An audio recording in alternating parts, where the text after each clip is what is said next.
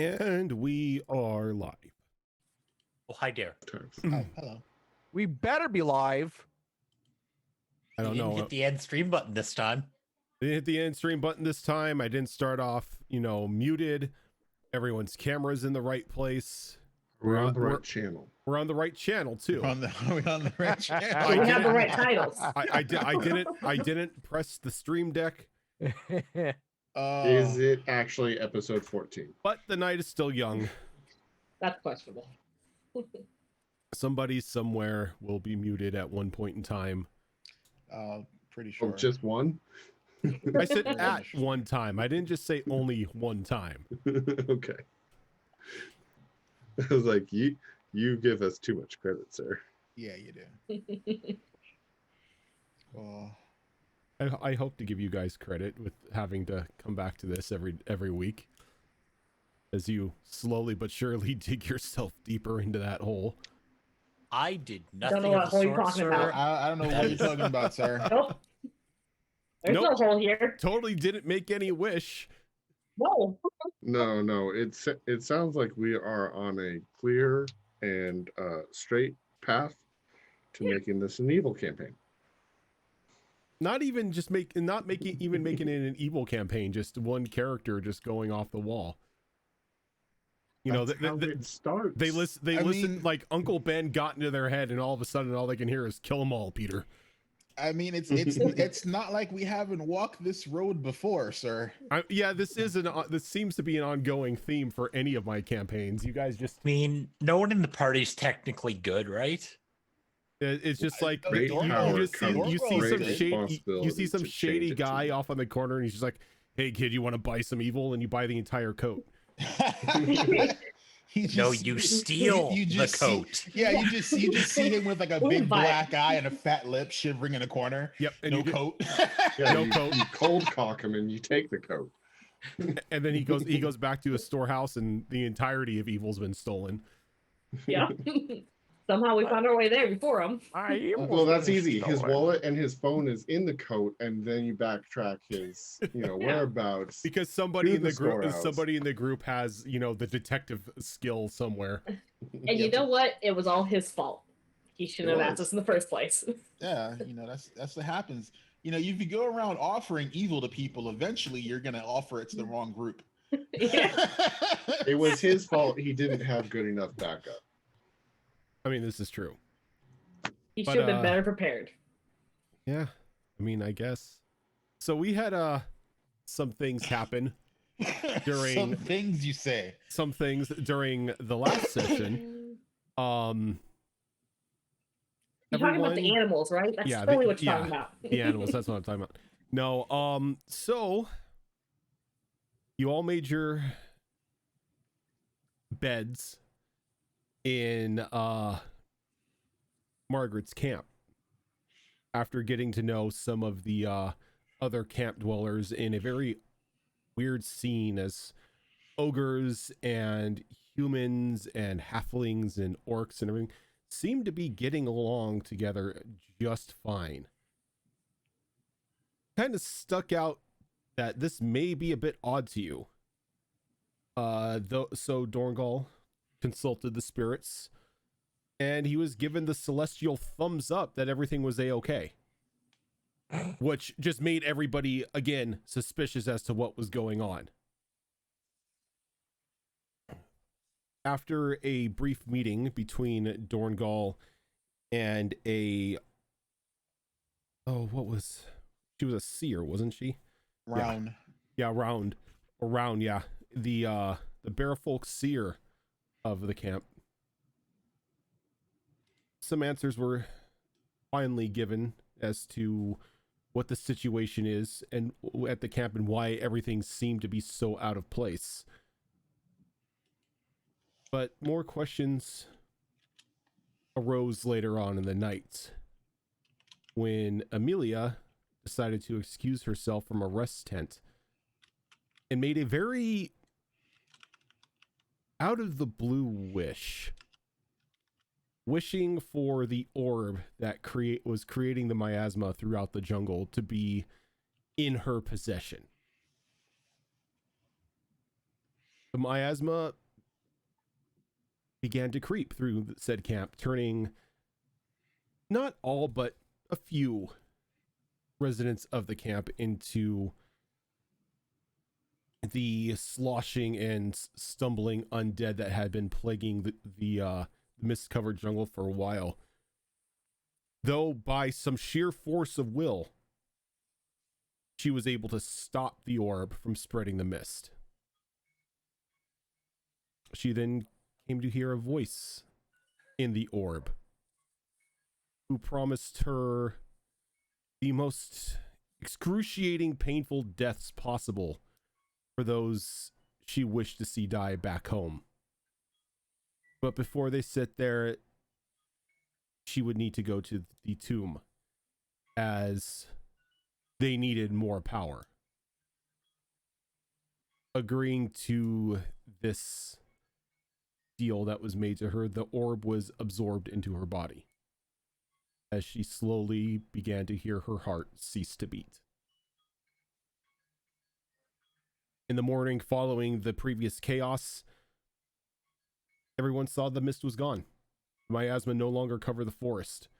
You could see legions of undead just standing there, motionless, almost as if they were awaiting an order. Groups from the camp began to go out into the now uncovered portions of the jungle to slay the undead who put up no fight. You were called to the command tent where Rune informed you that Margaret had died. That her chronometer, a mechanical heart that she had in her chest that would reset her if she were to die, stopped working for some reason. Arian took possession of the heart, even though it tried to bury itself in his chest. And then after a brief breakfast, you decided that it was time to not invade, but explore the mine near the camp. The mine that Snowdrop had told you about. A abandoned dwarven mine shaft that was apparently full of gems. And as you began to walk down the halls with Arian in the lead, using Orekeeper's ability to move the earth, you came into an opening.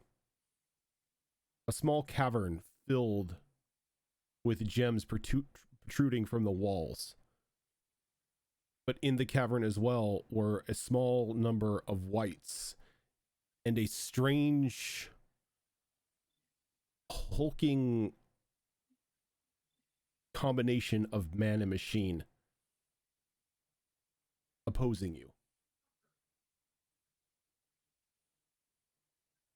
And as we open today, combat has not started. The undead and the behemoth have not seemed to notice you.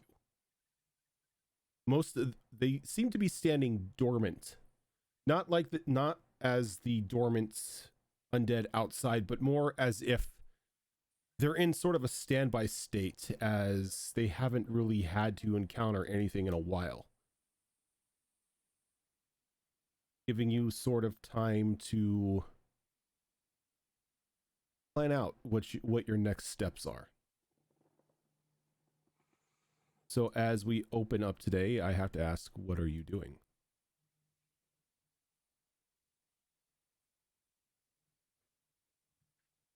That is a good question, and I just realized I didn't even have Roll20 open, so... Well, I mean, reset the clock. There's the mistake. Now, to be fair, I was finishing up a very, very important thing that is related to these campaigns, so I have an excuse. Do you, though? I do. I just officially finished the calendar for these campaigns. Okay. Yeah. Yeah. All right, okay. Yeah. That's acceptable. We all noticed the whites, right? Mm-hmm. Okay. It's not like it's not really like they're trying to hide. They're more like sitting down with their knees up to their chest and their heads sort of down in their knees.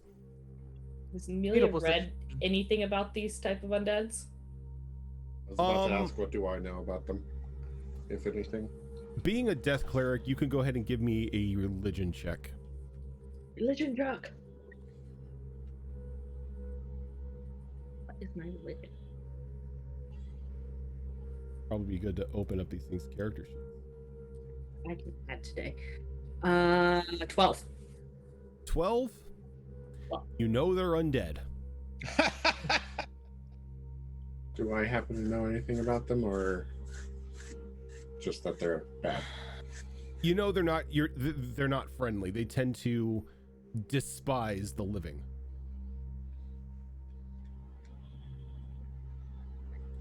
I'm gonna set the dial on Star Slinger to fire real quick. Actually, no, radiant. Okay. I'll look at the rest of the group and see if there's any cues as to what they might be thinking. Do these creatures seem to be, I don't know, guarding anything? Or is there anything around them of note that might indicate why they might be here? You do see that they're all wearing mining gear, and there's like discarded pickaxes and shovels thrown across the cave itself. Their build, their stockiness and everything, they look dwarvish. Dwarven whites. I was just about to ask that question. Yeah. When you mentioned the mining outfits. I was like, are they dwarven?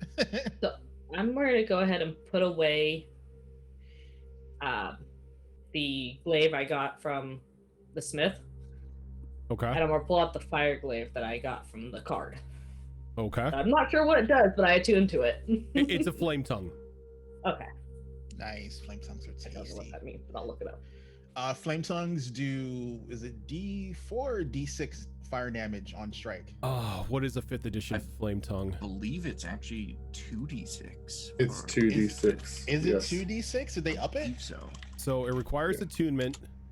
When you speak the sword's command word, it causes flames to erupt from the blade. These flames shed a bright light in a 40-foot radius, dim light for another additional 40. While the sword is ablaze, it deals an additional 2d6 fire damage to any target it hits. The flames last until you use a bonus action to speak the command word again, or until you drop or sheath the weapon. Do we have a map? Visual layout? Yeah, aren't you guys on it? Nope. No. We're in we're in the glade with the pillars. There you go. I thought I put you guys on it. I'm sorry. What's the big dude? That's the behemoth that I said it was like part man, part machine. Okay. Can we get a close up of that boy? Yes, you Is his can. name Mr. Bubbles? I hope not. Oh, Here, Mr. Bubbles. I like it. It's Bane. It is Bane. So, seeing everyone It's pull out their Bane. weapons, I'm gonna mount up on Reaver, and Hunter's marking Oh. him. You want to drop the hunter's big mark on dude, him? right? Not me or Reaver. No, you. No, You Fox, you. Well, shit, I knew it was coming eventually. Totally dropping the hunter's mark on Thurian. Fuck that guy. It was not only a like- matter Pulling out of my time hammer. before the betrayal happened. Yeah, it was. Pulling out my hammer and pulling out my war horn, and like holding the war horn up, ready to give it a blow and tell Reaver to charge. I did not light the glaive yet. I'm just going to have it Okay. out though. Yeah, like you have to say the command word in order to kick it off. So until What is then, the command word of your sword or your weapon? Flame on. Blame you? flame me We're- off. There you go. We're gonna Johnny Storm that shit. My tabaxi in my Strahd campaign that's now over, he had a flame tongue longsword, and the DM made the command word meow. I Yeah. love it. Nope. The command word is flameo. Flameo, jeez.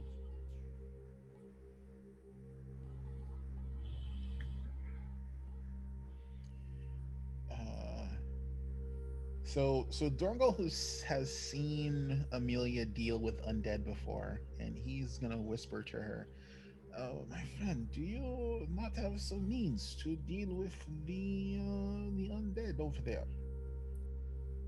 You seem to have uncanny knowledge of how to deal with them. I mean, I could try to turn them, but that just caused them to run. Last time we tried to do that out here, they attacked us instead. You'd like me to try?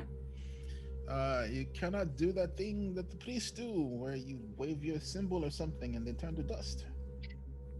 It depends on how strong the undead is. By the way, that big guy there, I don't think he's Turn he's to going dust. anywhere. I'm not worried about him. I'm worried about the undead. They look much stronger than ones we've seen wandering about the jungle. We can give it a try. I'll walk out to the other group. I will grab my holy symbol and I will attempt to turn undead. Okay. I've got my sights trained on that Can you guy. bring up Turn Undead for me? Yep. Present your holy symbol that can either see or hear you within 30 feet of you. Are they? So let's see. How close do I have to get? You have to get within 30 Oh, we feet. have a map now. Sorry. Yep. None of We have them a are map within now. 30 feet of you, so you'd have to move up in order to do. Oh wait, no, you're right here. I'm right here. Yeah, Yeah, you I would still have to move up. Yeah, so if you stood here, you would be able to get all of them. Okay, I'll move that far out. That's fine. Okay. I'm comfortable with that. That's gonna be combat. Start, I'm pretty starting sure. at 5th level. Okay, so as soon as you do it, they have to make a saving throw. Yes. A wisdom save. Okay. So all of you see Amelia walk over. And she brings out her holy symbol and she raises it above her head and she begins to speak in a more domineering voice. As you just see for a brief moment, black ichor begin to like drip down out of her holy symbol, hit the ground underneath her, and just slowly like be absorbed into it. What's the ichor getting absorbed into? The ground, like the dirt in the ground, and all of the undead, all of the whites, their heads shoot up and their eyes alight in this bright green light, and they stand.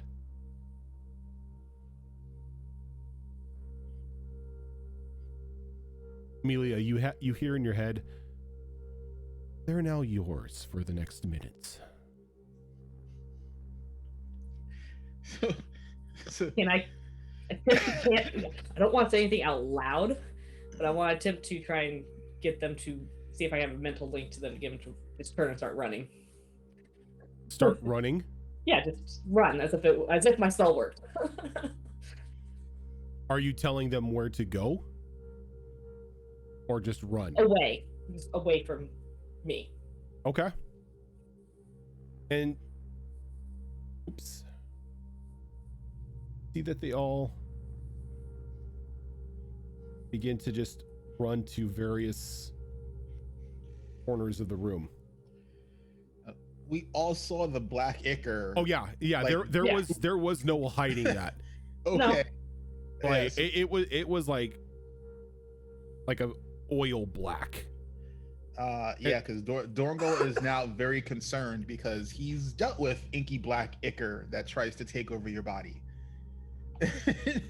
But and he looks at Rild and he's like, "My friend, I think you need to talk to your sister." yeah, for a moment it's like they were looking at Amelia as if they were expecting some sort of order, and then they all spread off and ran almost like as if the turn undead spell kicked off. I know very well that's not how this usually works, right? Yeah, you've seen your sister use this ability multiple times, and this is the first time that the undead have stopped and looked at her momentarily before fleeing if like they failed to save, and you've never seen the green light sort of emanating from their eyes. But as soon as the undead begin to move, the large pylons on the behemoth's back begin to spark and whirl as electricity begins to course through its body as it stands up. I take a shot. Well, we're going to have I Initiative. figured, but I had my gun up and at the ready and trained on that dude specifically. so Oh, we need an icon for Seiya. We don't have one. No, we don't. oh, you're right. I still haven't For Sana, added, yeah, I still for haven't Sana. added Sana to the game. No, you We haven't. need an icon for Give me a Sana. moment. I got a dice. I picked up dice for her. Oh yeah, I should probably roll initiative. Yeah, initiative would be a good idea. Yeah. Not bad.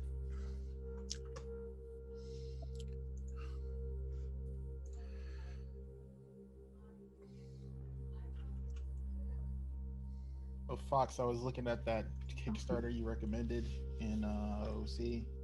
I'm waiting for some funds to slush around my bank account, but I'm thinking I'm gonna kickstart on that because that just looks really cool. It really does. What sold me on it was the ability to swap between 2D and 3D, depending on what you want. Just looks rad. We And if don't they have keep anything going for at the her rate right they now. are, they're going to hit all their stretch goals too. Yeah, I'll probably do the 80-pound one. That's the one that I did.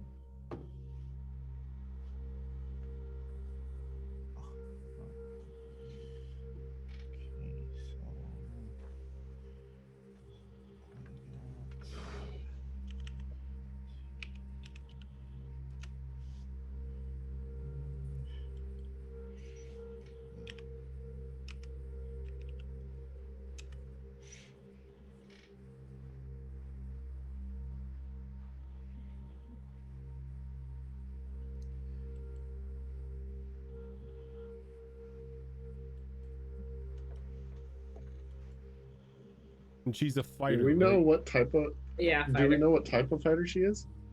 Because she's level 4, so she should have an archetype, right? They don't have archetypes. The NPCs don't have archetypes. They're just don't straight up fighter. It's up to you to train them in their archetype, That's fine. We already know or she uses subclass a. them into druid. We already know she uses a bow, so I already know what archetype we'll train her into if she survives. Yeah. I'm working on getting Rutgar an extra point in wisdom so I can start teaching him the ways of druid.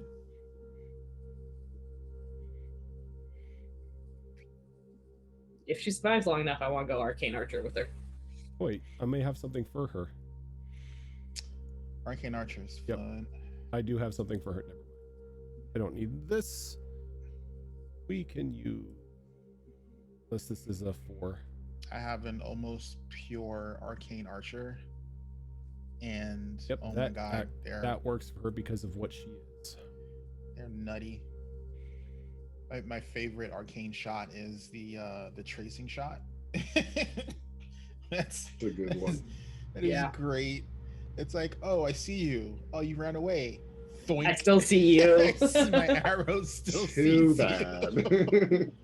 Oh, that's I cute. still- You thought you found cover. There we go. There I is still Amelia. remember the Order of the Bow Initiate as a thing. Yeah. I'd like to add my wisdom modifier to my attack rolls as well, please. All right, so I need to roll. That didn't open, right? I'm probably gonna have to refresh roll 20.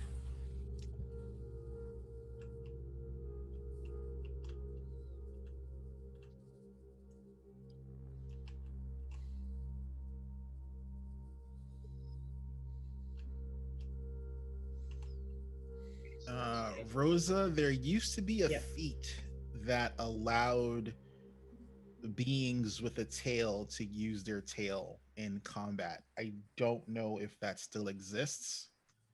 It Not in it 5e. probably doesn't in 5e. I don't think I remember Nope. ever seeing Unless it. it's new with Tasha. What's that? There used to be Rosa asked if you can use your tail as a to hold a weapon. They used to have a Oh, okay. prehensile tail feat for Yeah. characters that have tails. Can Sonic get added to the initiative order? No. Okay. Should just hide in the corner then. I've played some 3.5 and some Pathfinder with some Cambion and Tieflings that use their tails to hold a rapier.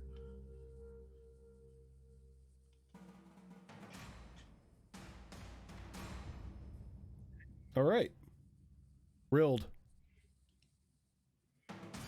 All right. So my sister's right there, and he started moving, and I want to change the topic of conversation, so shooting. Okay. So, got 100 mark on one. All right. I'm going to start off trying with sharpshooter, just so you know, just to see how that goes. First shot is going to be a 19 to hit. A 19? Yeah. You see that radiant bolt fly out of your gun. Mm-hmm. And as soon as it gets within about 5 feet of it, you see a dome of electricity just like eat it. As there's just like small sparks now showering around it. Okay.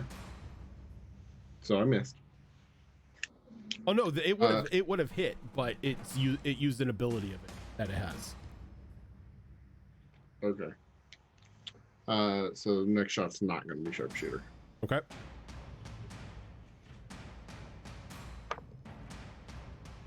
That's a 28 to hit. 28 will hit.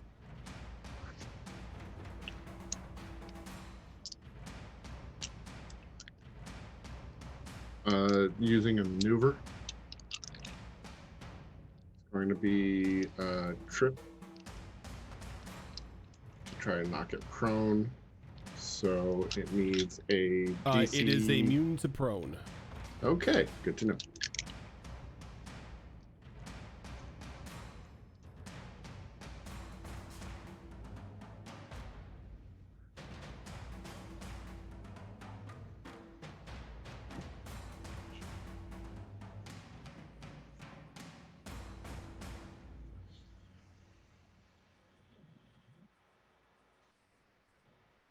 That's going to be 33 points of radiant damage. 33 points of radiant damage. Very nice. I'm going to go ahead and use an action surge. Okay.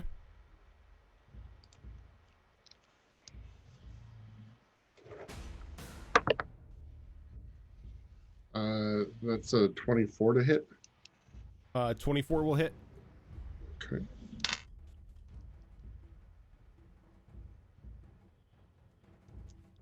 And Colossus, there goes that. One.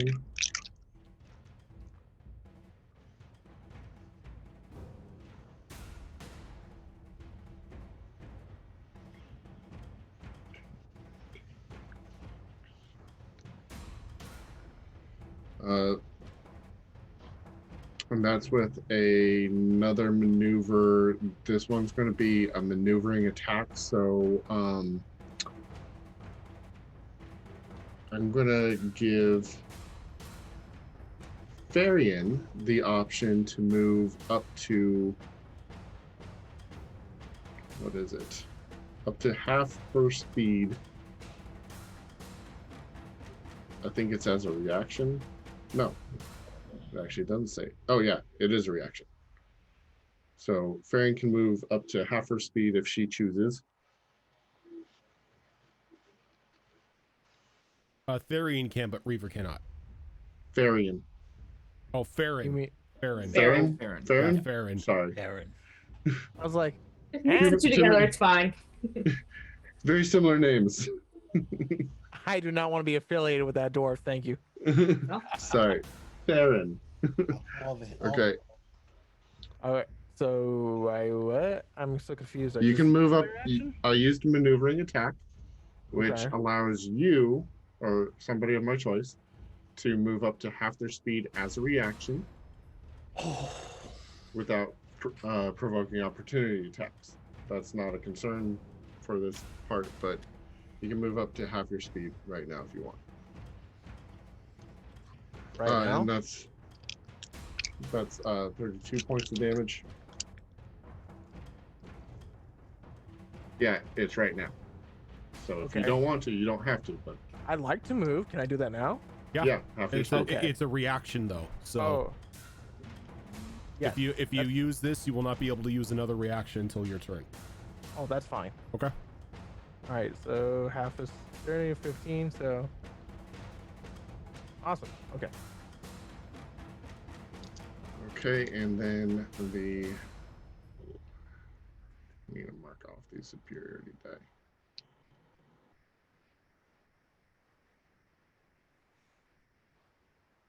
Okay. Last attack.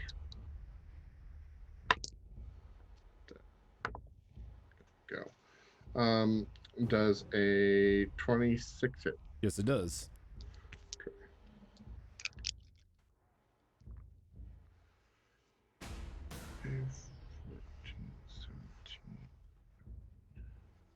26 points of damage.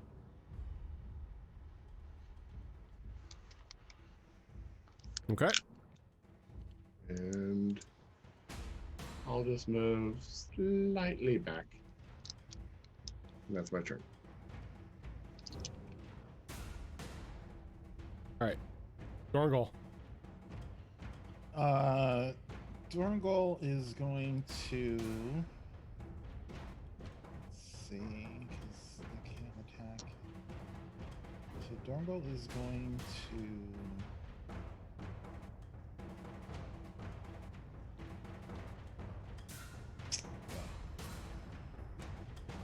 So Dorngal's gonna move 30 feet. From there. Then he's gonna cast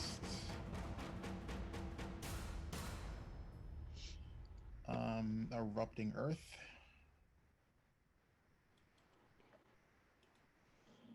Ooh, that you're gonna cast a spell. Okay. Yep, Erupting Earth. 20-foot square. Well, 20 foot. Yeah, 20-foot square. Pretty much centered on him. All right. Put a 20-foot square up. Hold on.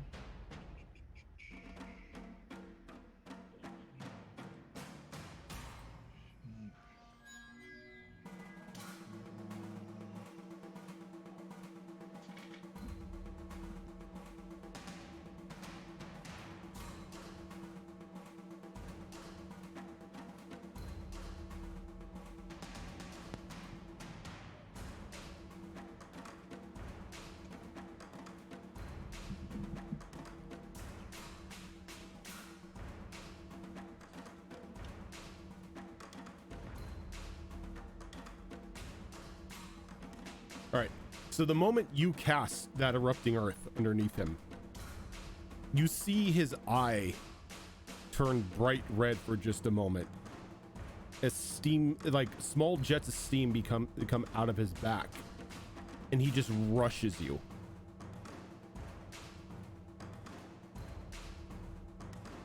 Nani? Did he get affected by my spell? Because it's half movement. Oh yeah, I know. It's I know, but when this goes off, he can move towards something at twice his movement. Diablo. Holy hell. But he will take the damage. So Okay, I was just like, oh, do I even need to bother grabbing my D12? I was like, that's kind of a crazy fucking ability right there, dude. Shit. It's probably some Arcastin bullshit. it's probably some Arcastin bullshit. It's Arcastin stuff. Thank you. You say stuff. I call bullshit. He says bullshit.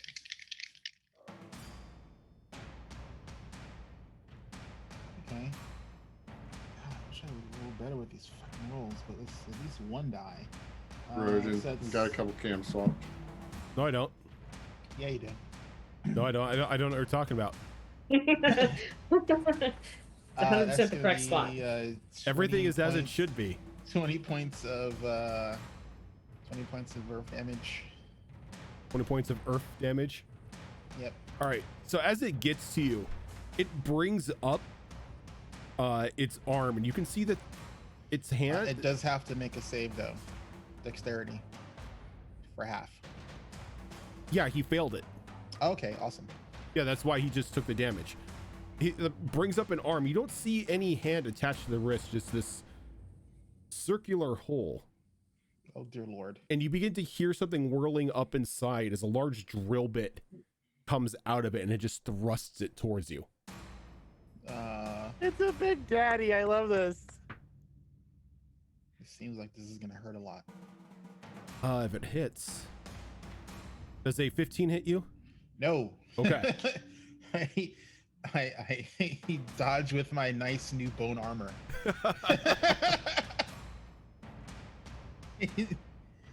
And as my bonus action, I'm going to enrage. And I believe there's a chart I need to roll on. Yep.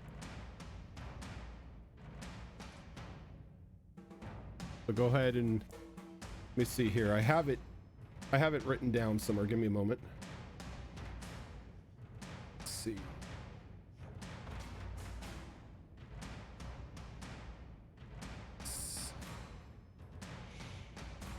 Oh, that's the horn. No, I wrote it down somewhere.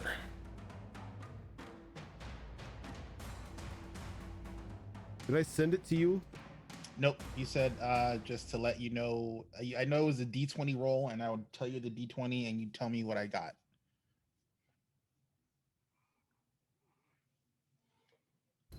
Oh, I have it here somewhere. That feeling when the DM doesn't have all of his notes in one place.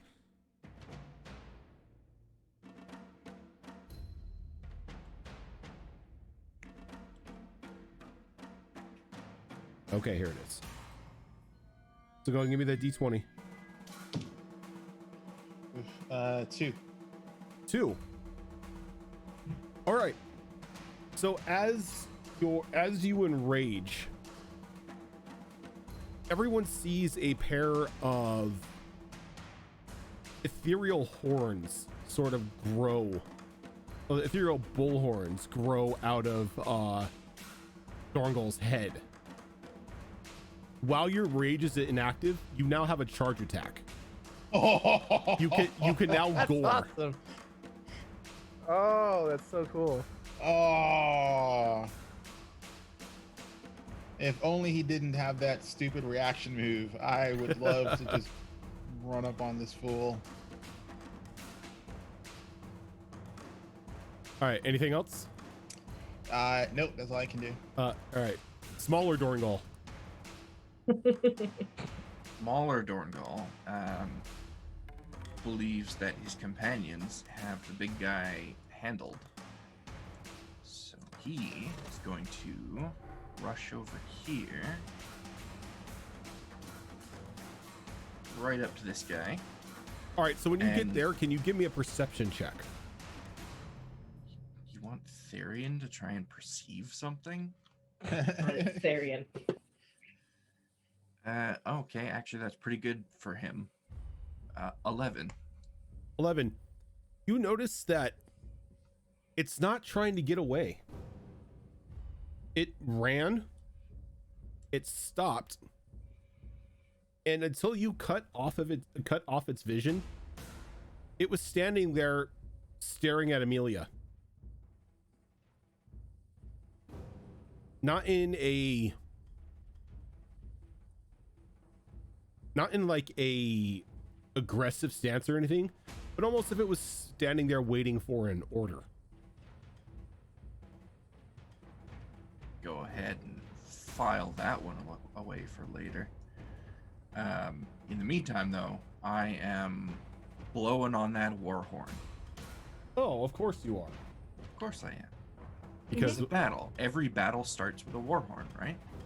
That's how dwarves roll. It is. Yep. all right, go ahead and give me that D20. Is that 9? 9. 9. 9. Yes. Can I get a D4? Sure. What? This worries me. 3. 3.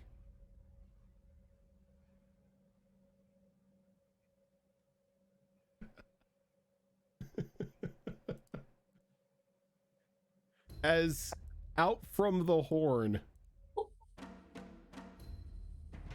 crawl 3 honeybees that begin to buzz around you. That's creepy. Interesting. Just like regular honeybees? Giant honeybees. Oh my. Hello? They are allies. Okay. I think Therian is gonna like look at them really confused for a moment and then like look in the end of his horn for like a bee's nest or something.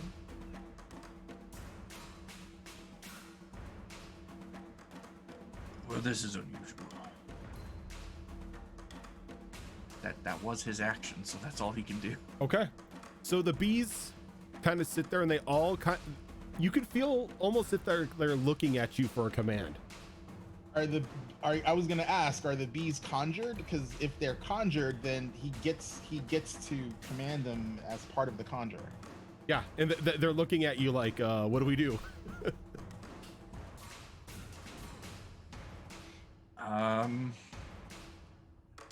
I don't think Therian processes this quick enough to give them a command on this turn. Okay. As much as I, the player, it's like minions, yeah, tell them what to do. I don't think Therian understands what's happening. He's still trying to wrap his head around the telepathic bunny that just showed up, so. That's right, you got a bunny. Okay. Farron. Okay. A lot of weird shit. She's just pretty much gonna go ahead and swipey, but first I'm gonna roll to see what I get in my sheath. Okay. That is a 5. So lightning All right. stays the same. I'm gonna swing first. Does a dirty 20 hit? A dirty 20 will strike. Okay.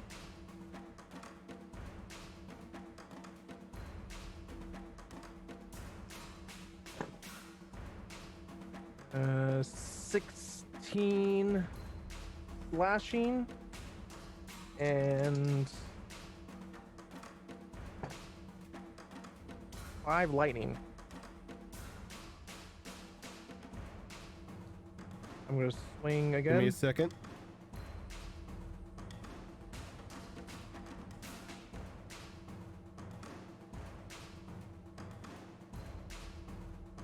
So your sword bites down into it, but as you see that it sparks, the wound that you just left heals up. As the pylons on its back begin to spin up again. A bit more energized. You're an ass. I'll swing again. Okay. 18. That'll hit. Okay.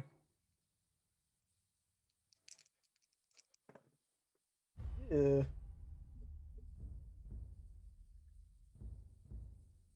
9 slashing. 8 lightning. And that's all I can do. And as, again, you slash in, and the lightning that you deal into him just seems to make those pylons on his back spin up louder and louder as sparks are now beginning to fly off of it. I'm useless for this fight. Amelia.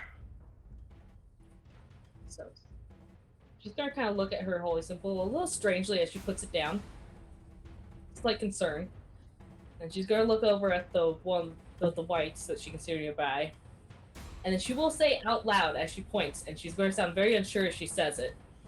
And she's gonna go, as she points at the big guy, go, attack? Okay.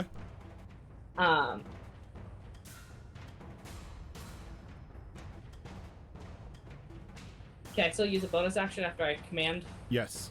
Okay. Well, so- technically, issuing a command is a bonus action. Okay, that's what I thought.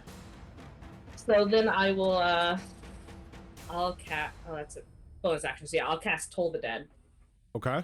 big guy. So I need a wisdom saving throw. All right. Does Tola? Oh wait. All right. So he needs a wisdom saving throw. I will make a wisdom saving throw of 18. I think that saves. It does. Nothing happens because he saves. All right. Action, bonus action. I don't really want to move out. You've already done the bonus action because you've issued the order. I don't really want to get hit by moving out of range, so I also don't want to be clumped, so I'm gonna move around to over. Is the here. charge/gore attack that I have a Minotaur one? Yes.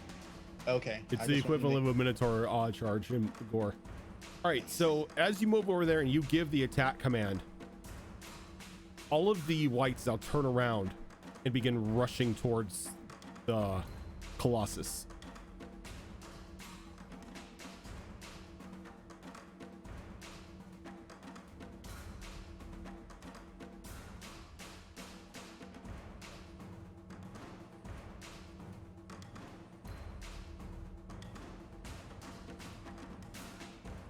Yep, that's my turn.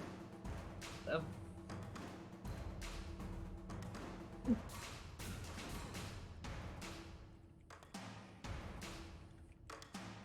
That one gets there and it's going to make an attack with a pickaxe. It won't hit though.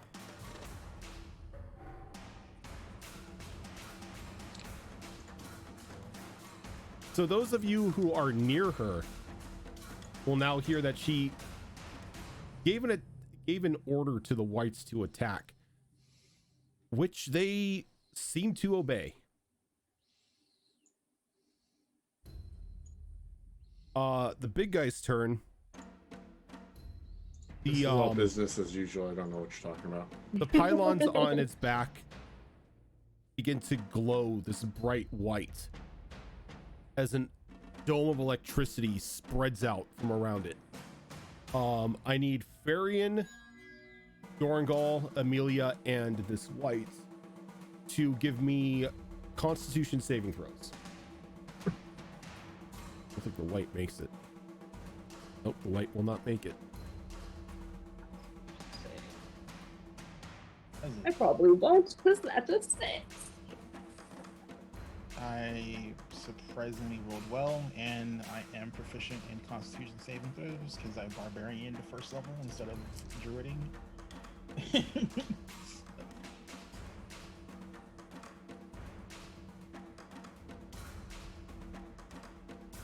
All right.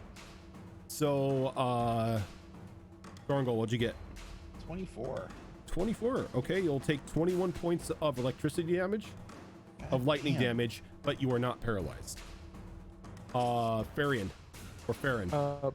Sorry, what do you want me to roll again? Constitution saving throw. Okay. Tommy Senpai, thank you for that prime sub.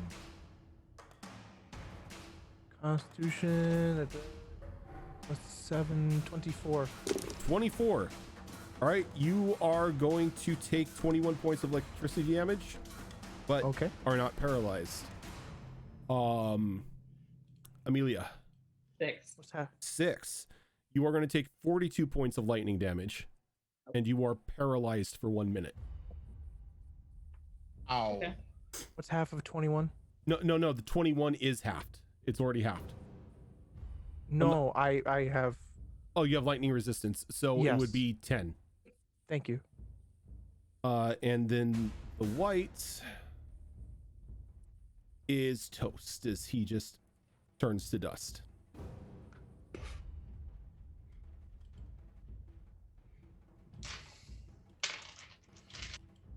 And it's gonna, as the electricity arcs off of it, it turns around to Emilia. The drill bit that's already out, and another one comes out of its other arm, and it just thrusts forward at her with both of the drills.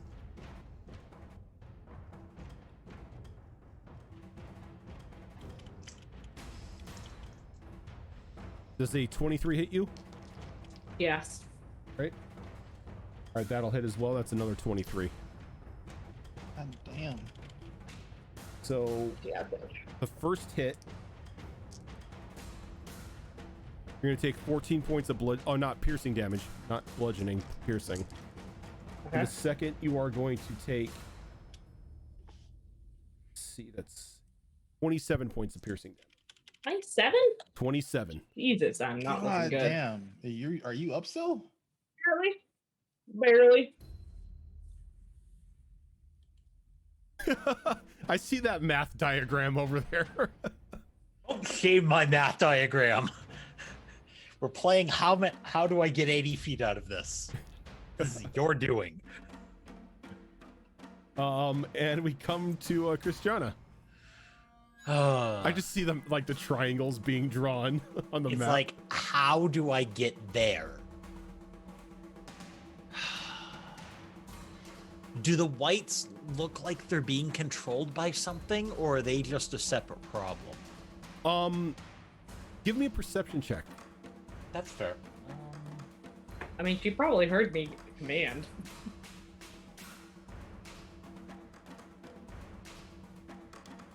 Perception, that's gonna be a 16. Yeah, you did notice that that Amelia gave an order to the whites, and they responded. Okay, so that means I am going to go for Big Ugly. Now, we stated that I can basically do a loop for Yep. momentum. Yep, you can Okay. spin around in a circle, then go forward as long as you charge up that 80-foot movement. Like that? Yeah. Okay.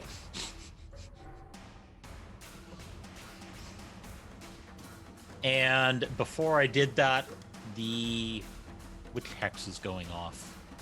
Hexblade's Curse. Hexblade's Curse will go off. That one. Okay. I know I have a hex. Hexes.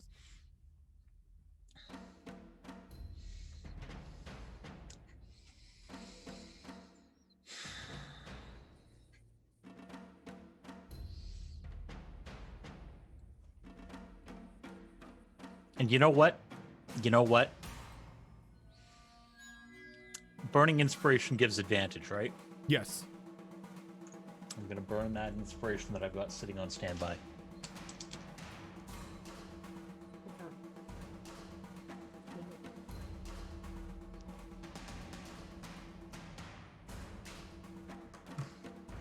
And that is a 19 on the die for a crit at...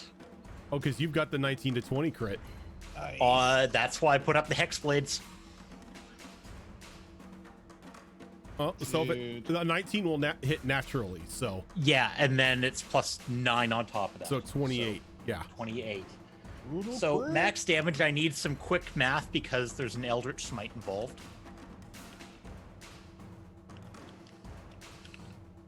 Somebody ready for math? Yes, always. 10d6, 4d8 and a d10. All right, so 10d6 is 60. And 40. Yeah. 20, come on. Yeah, 32 for the 4d8. And then what's And the what next one?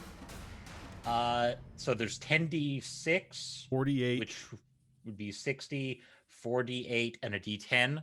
and then plus 9, 9. So 63, 2, 10, and 9. and then whatever I roll. We're sitting at 111. Yep. Okay.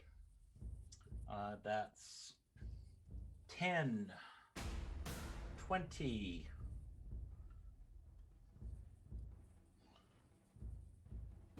30, 40,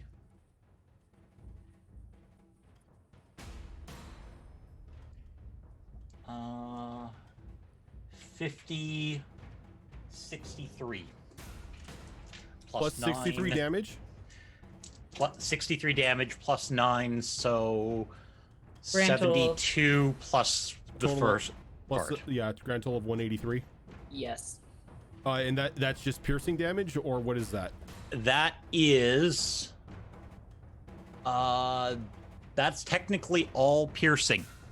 Okay. No. The Eldritch Smite is a Smite is Necrotic. necrotic. necrotic.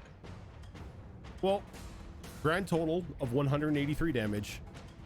You rush through, and that glaive just comes flying, hitting this thing in like the glass core in the center of his chest, and just pushing it out the back. And as it does, it rips the pylon that had been bolted to its shoulders off, as well as the electricity begins to slowly spin down and die out as the body of the Colossus kind of just collapses in on itself.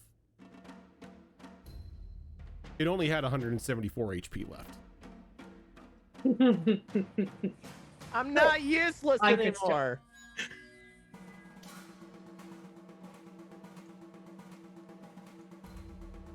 Your new name is now Hecarim.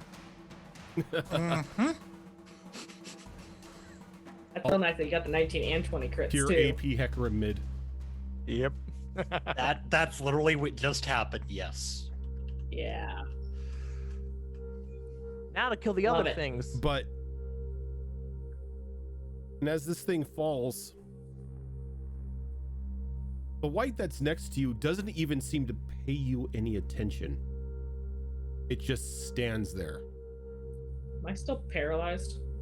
Yes, you are still paralyzed. Okay.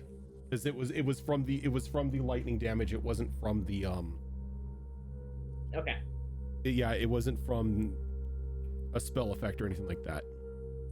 Just had to check. Small We're host. still in turn order. Yeah, but combat's technically done, so you're not really in turn order. You can do whatever you want. I would I like to I kill would these go things. to yeah, I would go to get my sister and tell her when to dispatch the whites while I make sure she's okay.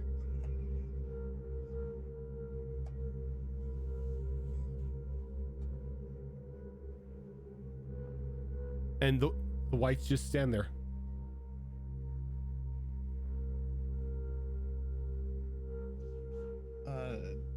Dorngol is gonna stay raged. Like just basically waiting for the undead to attack. Because he also heard her command them, so he's not sure if they're actually under her command or if this is some sort of like, hallucination or ruse or something. About 15 seconds pass, and they haven't done anything. Well, unless no one objects, I just start killing them one by one. Okay. You don't even have to roll. Perfect. They put up no resistance. They stand there and let you coup de grace 'em. Sweet. I do it with fine grace. My Christ.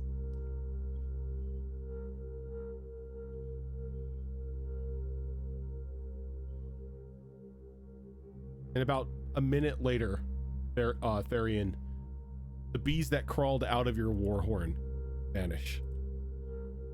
You forgot a boy down south. Oh, I did.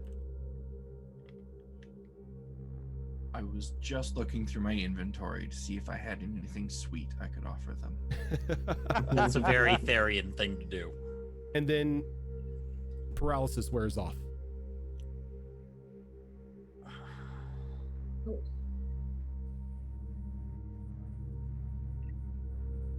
I will attempt to healing word myself. Let's go. Okay.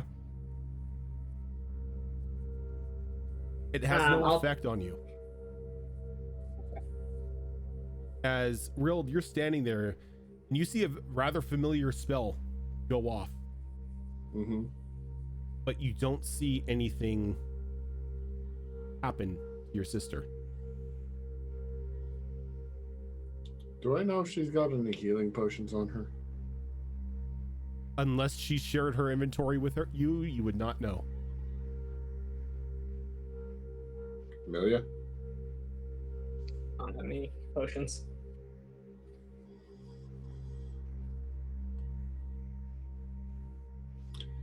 More mentally thing.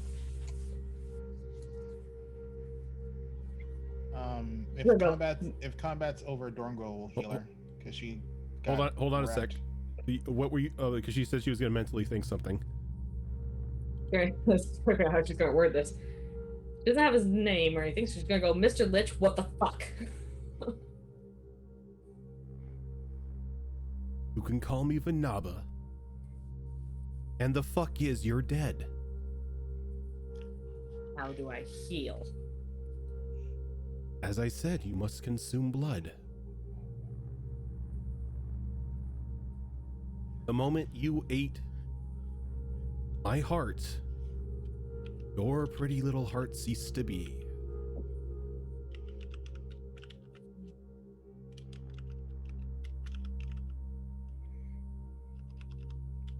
But don't worry. You can't die. You're already dead.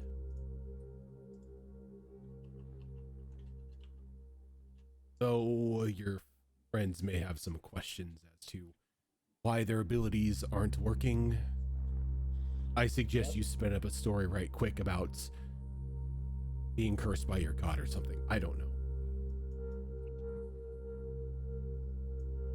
And Dorngal, if you wish to heal her, go ahead and expend the spell that you would. Yep. He would, because he saw her get like rafflecoptered. Oh, yeah. He would burn a 3rd level cure wounds on her. And So you expect to see the wounds heal up or everything. Nothing happens. Though you can see where the punctures from the drills were at. They're not bleeding. Can I'm not proficient. So if I use turn undead next to Amelia.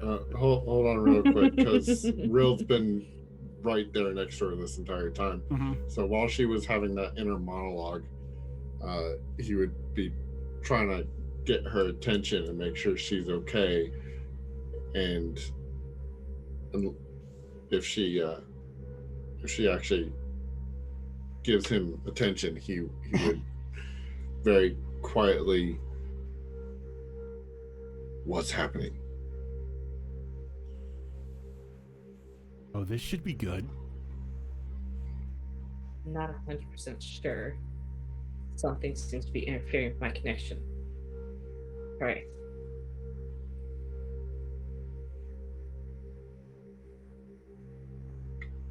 While they're having this conversation, Dorngal's like poking at the wounds, trying to see why his healing magic didn't seal them shut. Dorngal, give me a medicine check. he's like, I've lost the slot. What the fuck happened? Oh God. That might not do it. 14. Yeah, these wounds should be bleeding profusely. She should be in an excruciating amount of pain. But her face doesn't even show, any sort of indication that she even feels it. because Dorngal is personality-wise the way he is. When you say that, he literally is going to like take one of his bear claws and stick it in the wound to see if she I reacts. will grab his No. wrist to try to stop him. I'm And I already will move- examining her Yeah. body, so He's And I'm he's backing away And when I I'm see the right fist there. coming. What's your point? This is my sister. You're not poking in her wounds. I'm moving away, and I'm gonna be like, let me see if I can talk to Wraith. I would I'm like more- a roll. I would like a roll off for this. Okay. Sure. This is what he's doing. We will let's make it. I'll let you choose which skill you want to use here. Within logical thinking, I don't want a perception or something like that. Can I get No, a dex to try and move like- away? Yes, you You know, can. he'll use medicine because he's like, I healed you, you did not heal, and his natural instinct is to look at the wounds well- and go, why are they not healing? Yeah, let's make it dex checks because you're trying to poke, she's trying to move away, and he's trying to get in between you. So And I'm interceding. yeah, so everyone, like the three of you can do dex. Pretty good. As in acrobatics or No, straight Amelia. up dex? Let's say because it's technically assist. Amelia can roll it with advantage. Okay. I got a 15. 15. My first roll beat that with an 18. Okay. So you go to reach in and she backs off, and as you're trying to follow her, Rild kind of like interjects himself in between you and the I sister. need to examine her wounds. They are not healing. I need to talk to my god first. I'm gonna start. What's the ritual? Is it commune? Commune. Yeah. So I'll start ritually casting commune. Okay. Oh, this is going to be fun. Can you The bring witch up is now your commune? god. Yep. I mean, it's not like you worship like Palo or something. You'll Okay. be fine. So you sit down and you Okay. begin casting commune.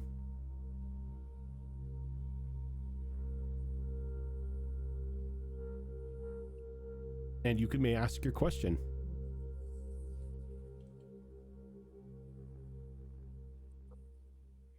Do the questions have to be asked out loud for this one?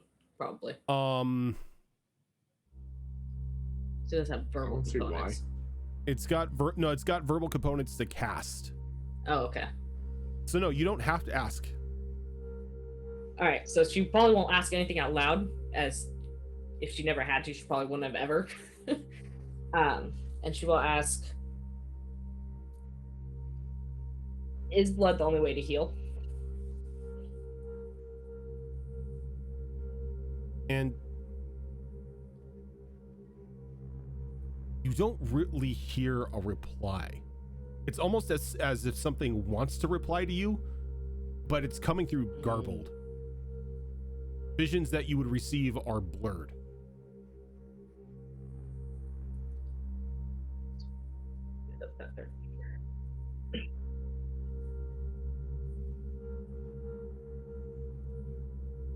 People probably something that she knows the answer to. What would she ask? I think what questions she's asked before to see if she can get the same thing. Okay. My memory sucks, and I don't remember what questions I've asked before. She knows the answer to. Is Margaret dead? Again, like a vision, like you see something in front of you, but it's jumbled and distorted. You can't make heads or tails from it. She'll let the last question. She'll let the spell fade at that point.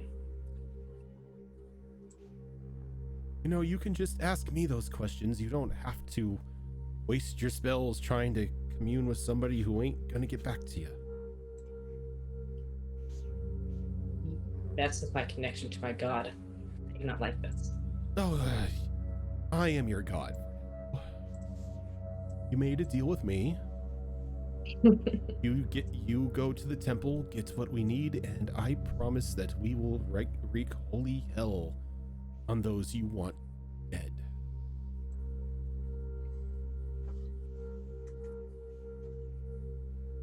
I mean, you got everything you wished for.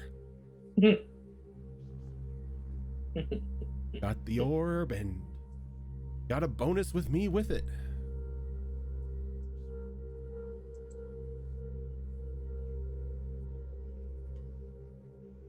Oh, sorry. Sorry, close that.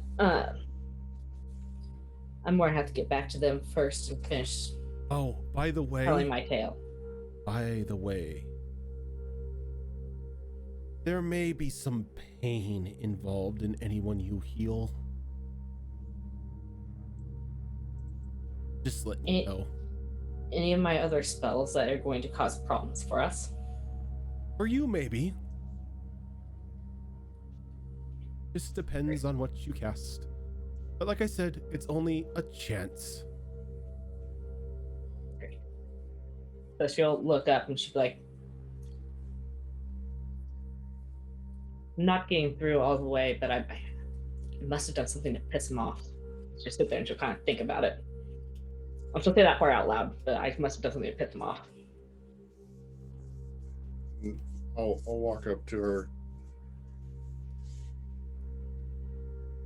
Is there anything I can do? He can give you his blood. I mean, Internally growl at that thought. I mean, you are hurt and you're going to be pretty hungry tonight. I don't think a bunny rabbit's going to do it. You're going to need something that has a bit of intelligence and walks on two legs if you want those wounds to close up.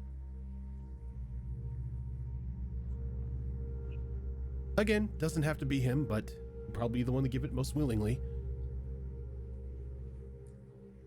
Let me think on that road.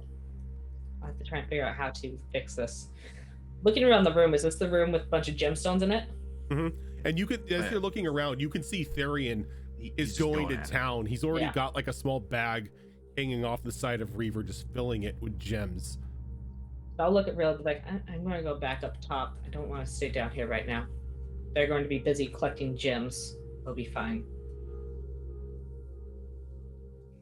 Do you not want me to go with you? That's up to you. And Sana walks over. She's like, "It's okay. I'll go with her. I don't like enclosed spaces anyway. You and your friends." I'm going to. When they start walking off, Dargle's gonna go, "Oh, my friend, are you done communing with your god? We need to see why your wounds are not healing." I want out of this cave first, and then I think this is a punishment. I think I've done something to irritate my god. So I'm going to go see what I can do to fix that. Oh God. Dorngo would not insight on her because he's not a cleric, and he has no reason to. Actually, you know what? No, because she was commanding undead, and that's something she's never done before. So let me see. I'm gonna give you 50-50, sir. Let's see if That's good. let's see. Alrighty. Yeah, so he's gonna try and insight on whether or not she's at least giving him a half truth. Okay. Let's see if I can get a decent roll. So that is 24. You could tell that there's definitely some sort of distortion in the connection between her and her god. There was definite truth in that. All right, so definite half truth. So she's hiding something, but she's not outright lying. She's To not, be fair, she's always hiding something Yeah. from you guys. It's not unusual for her. yeah, it's not unusual for her to like keep parts of the truth away from you all. That's like par for course for her. Kind of goes with the paranoia they have too. Kind of true. All right. Yeah. Dorngol will, in Bearfolk, tell Rutgar, keep your eye on Amelia. Something is not right. I'm not sure why, but she's not telling us all the truth. There's something happening to her.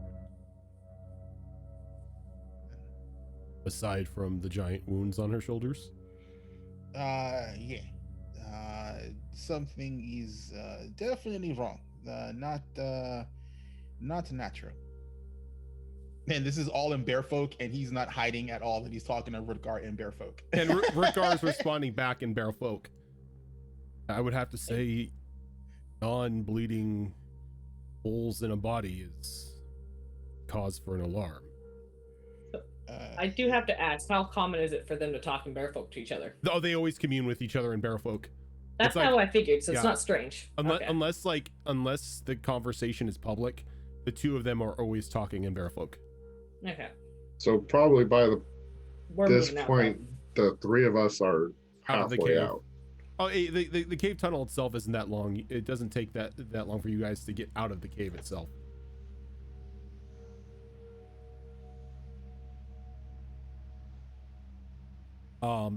Arian, by the time you're done with your mining excursion, you're able to come out with about 62 good-sized gems.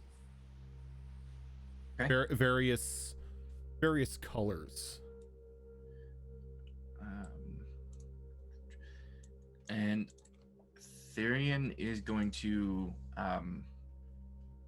assuming nobody goes back into the cave and says it's time to go, Therian's going to assume that we do have the full 24 hours that we discussed earlier that morning to do as we may in this cave.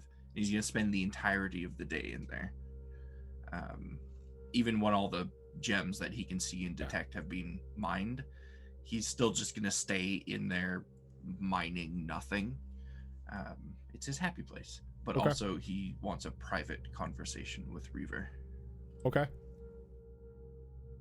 So when all the gems and all picked up, it's 63 gems.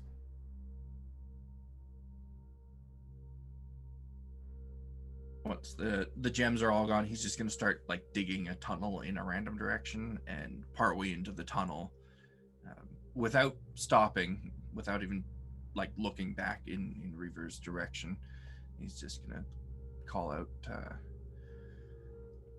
I'm beginning to lose trust in some of our companions, Reaver. What was it? The holes in the holes in Amelia? Well, it has been a lot of things. Like what? Recently, it was, yes, the holes and the whole undead looking to her for guidance. But She does. her and her brother. She worships the god of death, doesn't she? I have not asked personally. I don't know, but it kind of fits the bill, doesn't it? I mean, Anyway, the point that I would like to make, Riva, is from this point forward, as long as we are still with them, when I issue a command to you, I want you to obey it without question and without hesitation. You understand? so business as usual. More so as we progress. Look, as long as There's it's trouble ahead of us, Riva. as long as it's not a harebrained command like go chug that barrel of ale or anything like that. I have your Sounds back. more like a celebration to me, actually. Ale doesn't agree with wargs. I don't know how many times I have to tell you that. You can have my ale. I keep telling you that you just haven't found the right ale yet, have you, Riva? But my point does stand. If I give you a command, even if the command is to run, you run. Understood? Like I said, old man, as long as it's not a harebrained idea, I've got your back. Good. And he just keeps digging away.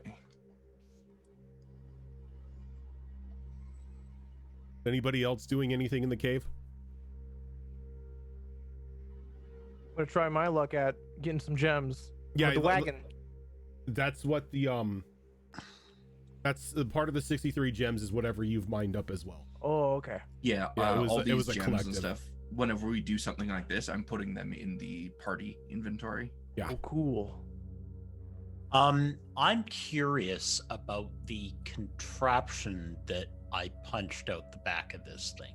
Okay.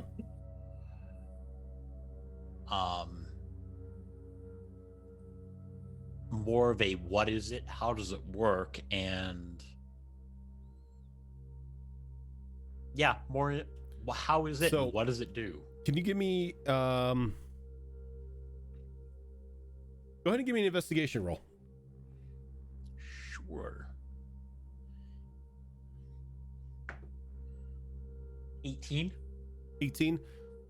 So now that the creature that it was strapped to is dead, you could see the where the glass dome was on its chest that you punched through was a bit of a machine housing that encased its heart. And aside from the normal tubing and stuff that a heart has, you can see that there were electrodes plugged into the heart itself. And these electrodes ran through around the back and into the base of this contraption. The contraption itself looks like a large backpack that was bolted onto its shoulders. Up at the top of it, spreading out both left and right, are two electrical pylons that seem to feed electricity through the body of this thing, keeping it alive, and from what you saw in the fight, protecting it. I obviously have never seen anything like this before No. anywhere. This is completely foreign to you.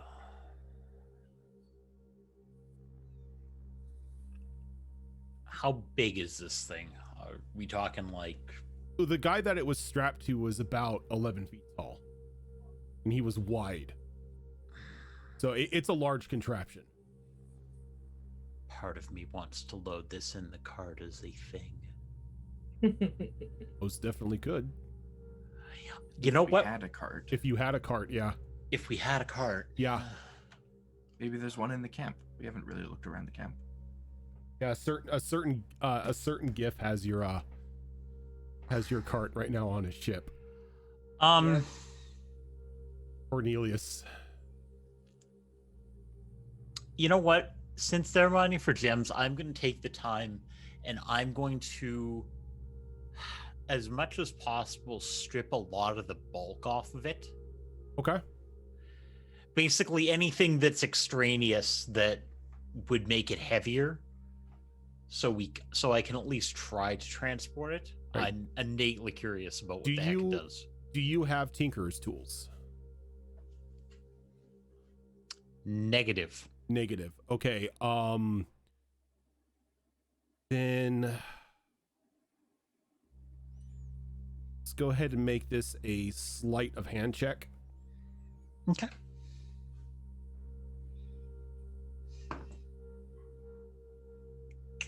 $11.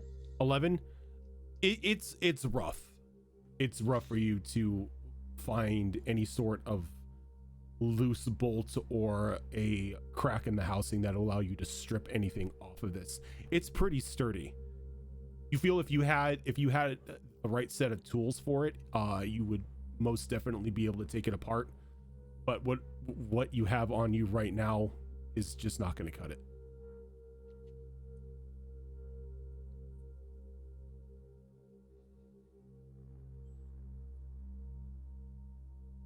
You know what? Gorgol sees Christiana trying to like take apart this weird contraption unsuccessfully, and he's gonna go, my friend, maybe you should ask our dwarven friend if he can help you. He seems to have learned some new skills from the blacksmith. Maybe he can help you take apart this weird thing that you seem interested in. When he's not busy, that's actually not a bad idea. So once Therian's done, I'm actually going to haul this thing to him.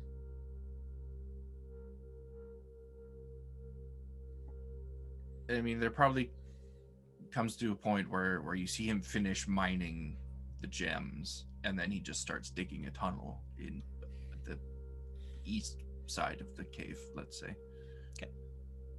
And as you finish up the conversation with Reaper, he kind of looks over. He was like, Oh, hey, Christiana. He just kind of calls down the tunnel, giving you a warning. No, my name is Therian. No. Oh, she's here. I see. Yes, Christiana is coming over. Being polite. Oh, yes, I understand. What can I do for you? Arian, I have an odd request for you. Those are often the most interesting requests. They lead to the best stories, you know. Oh, no. I'd like to strip some of the extra weight off this thing so we can possibly transport it to somebody who might know what it is and who made it. Something Are like you that. asking for help? Yes. Well, you came to the right person. In a non-destructive manner. When have you ever seen me be destructive, Christiana? Look down at Reaver. I'm not Back. even touching that. I have the lightest, most delicate touch, I assure you, as he hoists the massive warhammer off his back. I'd still like it to be at least the appearance of functional so we could figure out who or what made it. I believe I understand. Perhaps some more delicate tools are in order for this sort of operation. Hold my hammer for me, if you could. He holds out Orekeeper for you to hold on to for him. Sure, how heavy can it be? Well, it does require a DC 20 strength check.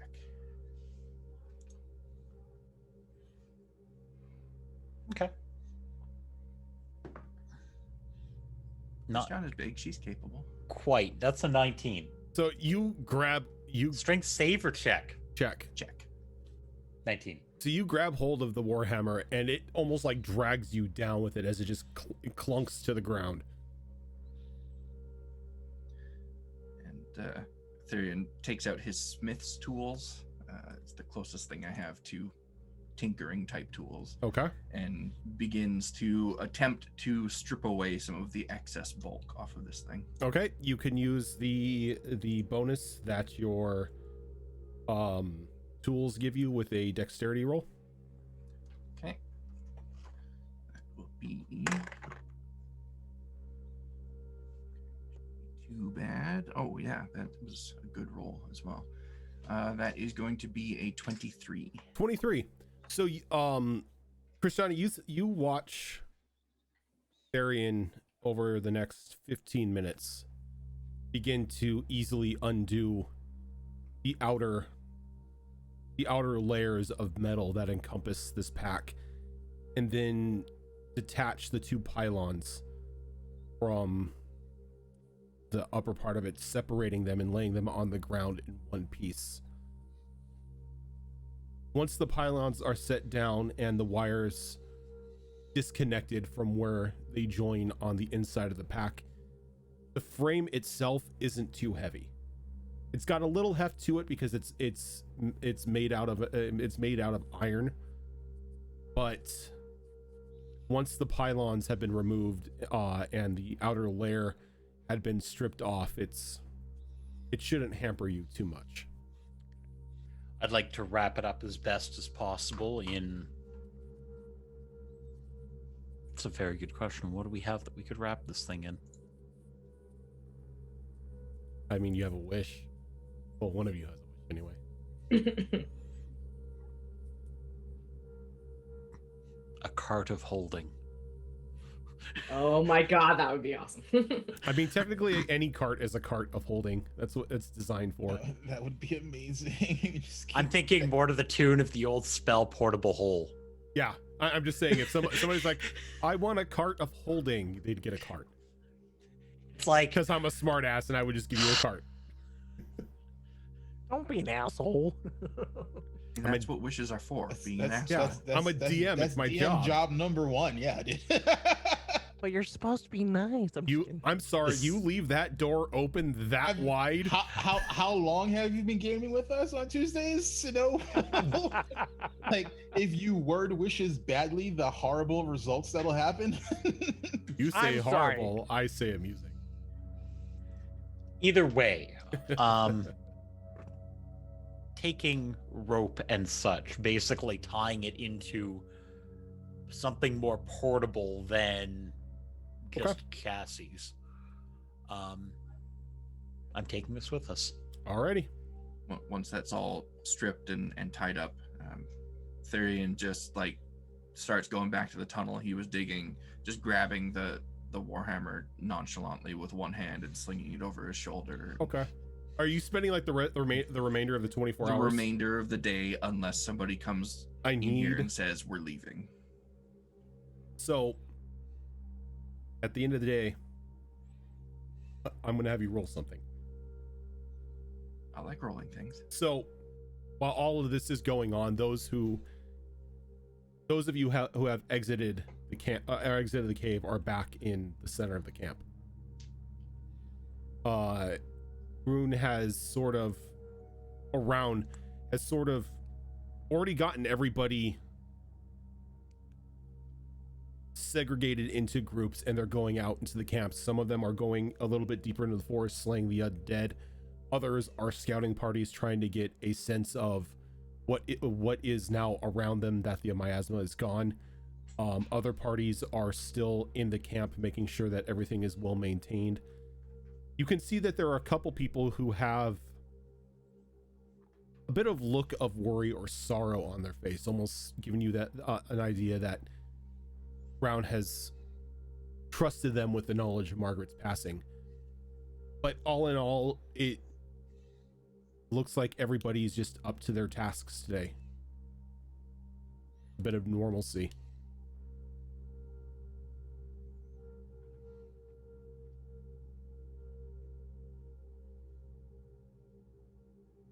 But the three of you are, I'd say now, at one of the tables where the cook fire was the previous night, where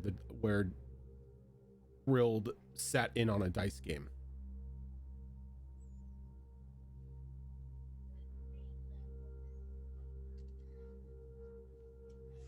So, Amelia,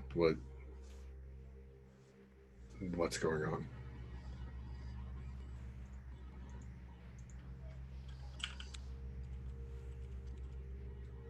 I figured out exactly what happened myself. Well, first What? things first, we gotta try to take care of these wounds. But I saw you try to heal yourself. Yeah. Do you have Not any working. alternatives?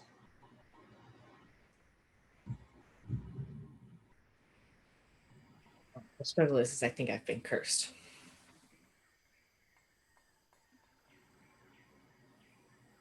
And the indication I got was that in order to heal, I would need blood.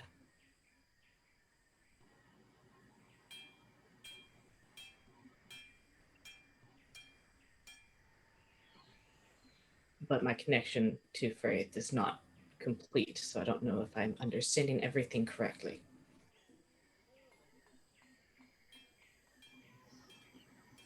I'm beginning to wonder if it's the temple that's interfering with my connection. Either way, when our friends come up, I'm a little concerned that they're starting to make the connection that I worship a death god, and it's never gone over well for us before.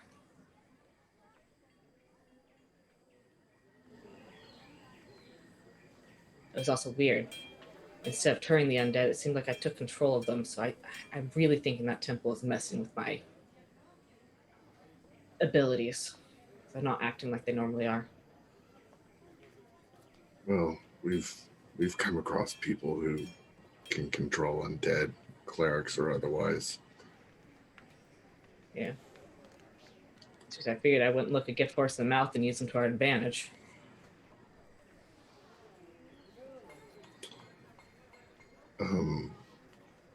Sana, don't you go see if you can't hunt something down? Bring it back fresh, though. Yeah, I can do that. You have any preference, or just whatever I come across? Sounds like the larger the better. All right, big game. I'll see what I can do. Don't get yourself hurt, though. I know I'm look and maybe sound like I'm a scared rabbit, but I make my home in the woods. Hunting is what I do on a normal day. This place has a tendency to be a bit more dangerous than usual. She kind of looks around and is like, I've gathered that. Don't have a So- lot of undead just standing around doing nothing over in Oak's Bounty. But I've been out once hunting, got a bit of a lay of the land. I should be okay. Thank you. She gets Try to come back soon. As soon as I find something. She excuses herself and she begins to head out the southern gate where Amelia was previously stopped during the night by the 2 guards. And we never saw her again. Later. In the meantime, Real excuse me. Real's gonna grab a couple of mugs and fill one with ale and keep one empty. And he'll cut his arm up near the elbow Okay. and let some drip into the empty mug. Okay. How So much? whatever you want How me to much? do for dip. How much are you filling into the mug? A decent amount. Quarter way, halfway, Well, how big's the mug? A pint? a We'll pint? do a pint. Yeah, a They're, pint. they're usually pints, like most Yeah. carrying mugs around. Just speaking from a Ren Fair perspective. So you just doing a full pint? Yeah. Jesus, it's gonna bleed. Hey, I mean, a pint He is a wasn't normal so donation. sneaky. I'm, Yeah, I'm waiting. I'm he's waiting. got- for he's got the mug, village to like- start singing Broadway tunes. Okay. He's got the mug in his lap, All right. Yeah. so he's sitting at the table, and it should be covered. Okay. If I thought I had a chance to get your Go sleight of ahead. hand, I'd probably try Go to ahead figure out and what give you're me a doing. sleight of hand check here. Actually, no, not a sleight of hand. Give me a stealth roll, because you're trying to hide this. It's not going to be sleight of hand. It's going to be a 25. A 25. Okay, you're pretty good. It's almost as if you've done this before, as you don't really waste a lot of the blood. You get a lot of it into the cup. Though you start feeling the effects of losing so much blood. Can I get a Constitution saving throw from you? Yeah. At disadvantage? At disadvantage. Blood a pint of blood out of your body. That's Blood for Again, the blood god. that's Yeah. player knowledge, not. That's a normal blood donation, but still, That's a normal blood donation, and that's a lot of you blood. don't feel woozy after giving blood. Holy crap! I'm I always would like to say Not I usually. appreciate you not doing the dumbest form of bloodletting in movies, which is cutting your palm. I don't know why they do that. Cut near your elbow. Yeah, instead. you're Plus- not going to get a plus lot that- out of the hand. Yeah. yeah, and certain wounds on your furthest extremities tend to clog up really fast Well, and not just for that, that reason. but why would you put a big gash across something that That you're you use. using Yeah. constantly all day, every day? I'm sorry. It's like anytime I see somebody Just cut their get hand, I'm infected. like, well, that's going to get infected. and hurt Um, like hell every time you do something. So, You're quick muted, question Ryan. before he says his The results. 16 con save. how sexy. It vampires. isn't something my luck could have affected, would it? My lucky rabbit's foot. But it technically wouldn't have known he was doing it. My passive yeah, is not high yeah. enough. You wouldn't know that he's what he's doing. Okay. So with a 16, you feel a little lightheaded, but not too bad. I'm sure I've got plenty of leather straps for various reasons. I'm taking one, tying it off, and rolling down my sleeve. Okay. So you're gonna have a point of exhaustion added to you, but it's nothing that a short rest won't here.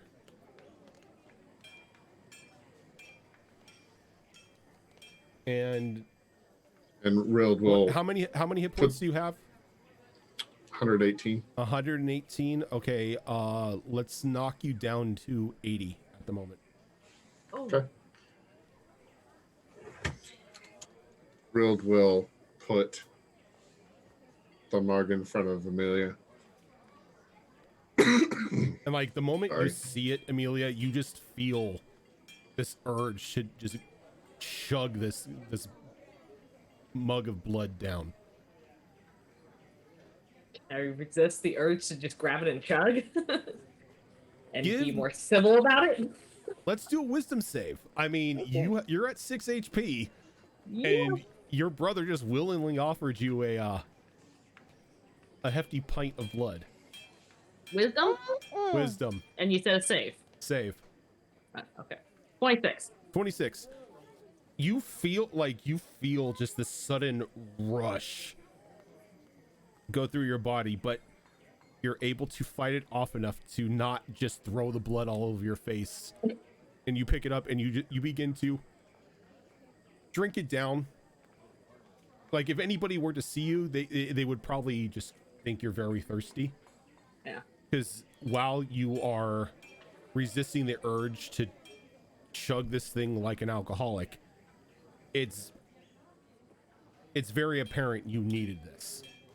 Yeah. But as you begin to drink the blood, Rild, you see the wounds on her body slowly begin to close up. And Amelia, you are restored to full HP. Okay. When I'm done, I will casually get up over to the ale and I'm gonna refill the mug with the ale, but I'm Yeah. trying to hide the evidence.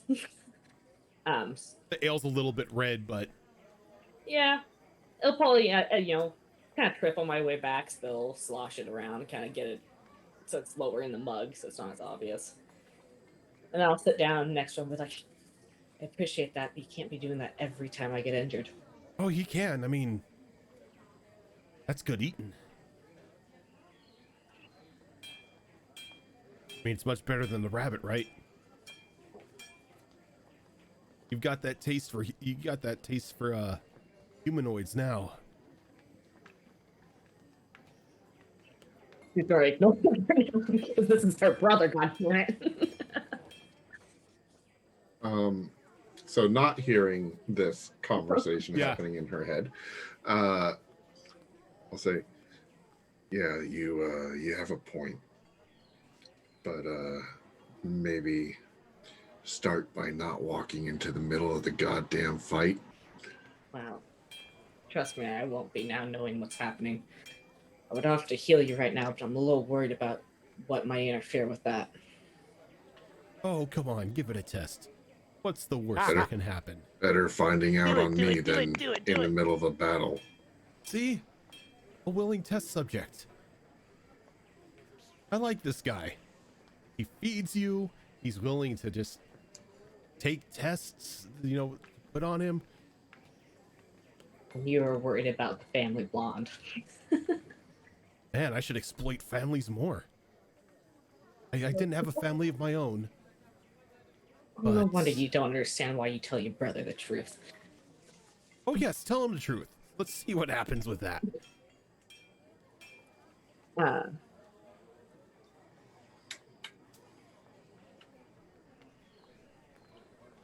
I'd still rather not test it out on you.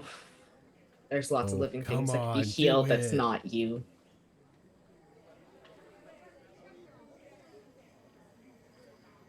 Fucking crowd on. What's the worst that can happen? It's not gonna kill him. Are you sure about that?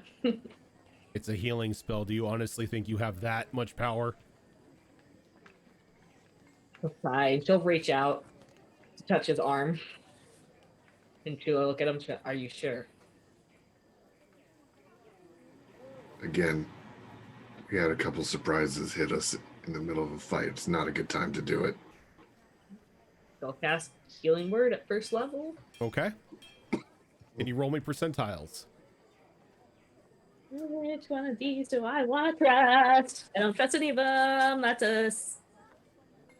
The 0 is on the 1's die. That's a 10. That's a 10. Right? Okay. Yes. 80. 80. Healing word goes off as normal. So that's a D4. Oh man! 5. Oh, max 9.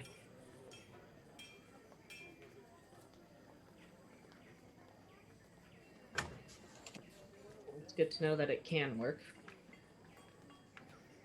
Like I said, there's only a chance. If I'd have to give it a ballpark estimate, 25% maybe.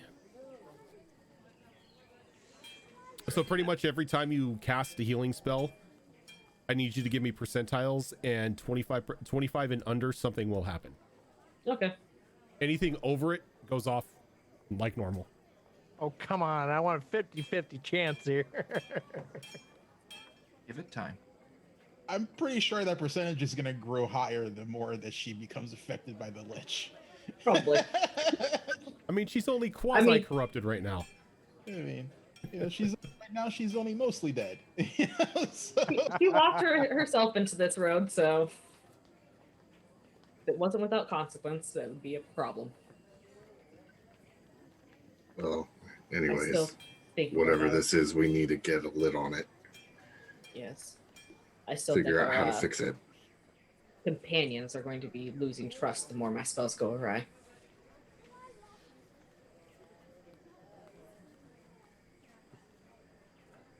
Well, you are very capable with the glaive, so maybe lean heavier on that for the time being. Sounds like a Only plan. use spells if you have to.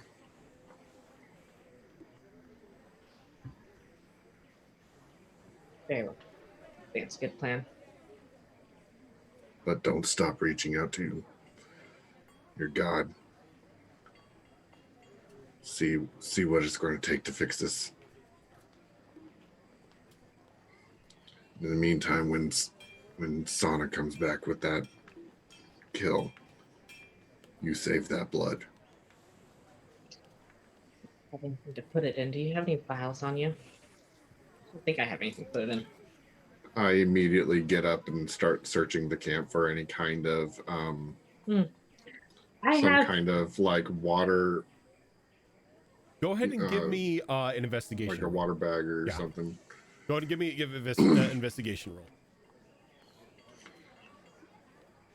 I'm going to go ahead and use my inspiration. Something you can definitely do. I think that was a unicorn inspiration. 14. 14.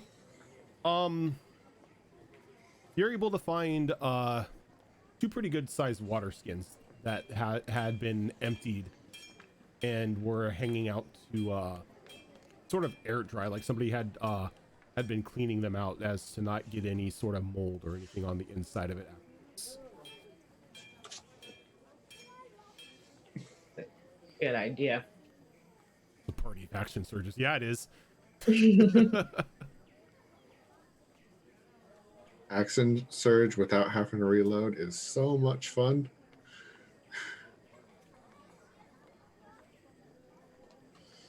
So yeah, I'll take those back, and I'll just plop them on the table. And on the way back, is there any food that's been cooking?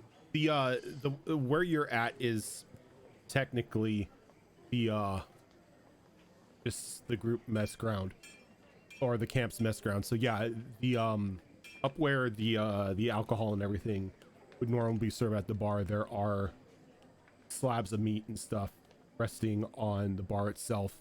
There is a pot of what looks to be like a hearty breakfast stew boiling over the fire in the cooking pit. And people Real doesn't even care what and... he's not even caring what he's grabbing, but after his little donation there. Yeah. He's gonna eat up. Yeah, he's definitely gonna need some cookies and OJ. Yeah.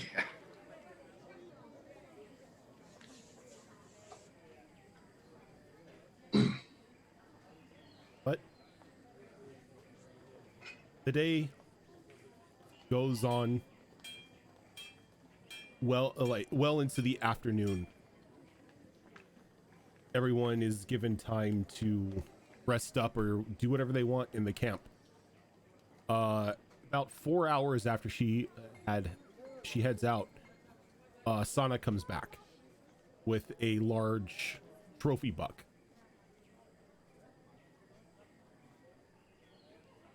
It's kind of like, as she's hauling it in with the help of like a couple ogres who were out on the road. A lot of hopeful looks seem to be going over, and a lot of commotion starts to be coming up as everyone knows this is going to be good eating tonight. Sana is getting, as she's going through, people are coming over and thanking her and clasping her on the shoulder, giving her both thanks and congratulations for such a magnificent kill. Rild's impressed, and he'll go over and congratulate her, and then with her and whatever help start setting up to gut it, bleed it, and skin it. But the only thing Rild will make sure that he has control of is what happens to the blood. Okay. And so what happens is they end up taking it up behind the bar itself in the back, and they accept your help with like the skinning and preparing of the body, because it's a large animal. It's going to take some time to properly clean and gut. But you're able to get the two water skins of blood. They don't really seem to ask too many questions, as you see that there have been that they themselves have gotten a couple small vials of the blood that they're putting off to the side. It seems that as if at least somebody around here uses the blood as some form of spell component. Okay, I mean, I know how much I need, because Mm-hmm. there's only 2 water skins, so I mean, Definitely it's a large enough for that animal. body. There's Yeah. plenty. Yeah, they don't even There's gotta question be it. plenty. Like they see that and they kind of nod over to you. One of them makes a comment over to you saying, "Oh, you can tell the bear he's not thankful. He's welcome." Because they just assume that you're gathering it for Dorngal. That concerns me. As And Rild will they're just nod. they're And gathering the blood for around. so yeah, he'll take the I'm pretty sure it's a bucket probably, and just fill up the water skins and hand them back to Amelia, but he's gonna make sure nobody sees him put it in water skins. Oh, they don't even question it. They don't care what you're putting it in. Okay. And as soon as he's handed to me, I'm just dropping them in the bag of holding. Okay. I'm not even taking from his hand. I'm just holding out the bag. Drop them in. So you got 2 water skins full of blood. Pure Two blood. bloody water skins. Yeah, two D&D, bloody water putting skins. things in your inventory you never thought you would. Bags of blood. Too bad we don't have a cart. We had some big sacks of blood in that too. Yeah, too Yeah, bad we don't you have our had the- cart. From from the Sathic. Yep. Not that was needed for anything else. There was a lot of reward those, money on that cart. Yeah. Yeah, But well, those two bladders of Sathic blood probably would have lasted you probably a good 2 weeks before you would actually need to go out and feed again. Yeah. There was a lot of blood. But yeah, Too bad. into the night, everybody starts returning to camp, and the same scene sort of plays out before you. A lot of the hustle and bustle of the day begins to end. That that slate blue-eyed halfling comes out of a tent, just takes his seat back up onto a tree stump, and just begins to play music. But this time he's joined by like a small troupe. Some of them playing music with him, others standing around juggling and dancing, just trying to liven up the mood. And everyone can begin to smell the meat of this deer that Sana caught earlier in the day begin to emanate throughout the campgrounds and even down through the tunnels of the cave, the mining cave itself. People begin to gather up into the small bar-like area, sitting around tables, conversing with one another. Just, again, having a good time. The looks of worry and sorrow that were on the faces of some of the people in passing the day are gone. Almost as if they have come to accept the passing of their leader. Brown is out there as well, joining in with everyone else at a table, sitting around conversing with a small group. The group around her seems to still have a bit of a serious look to it, almost as if that they're discussing the future for the people that are still living.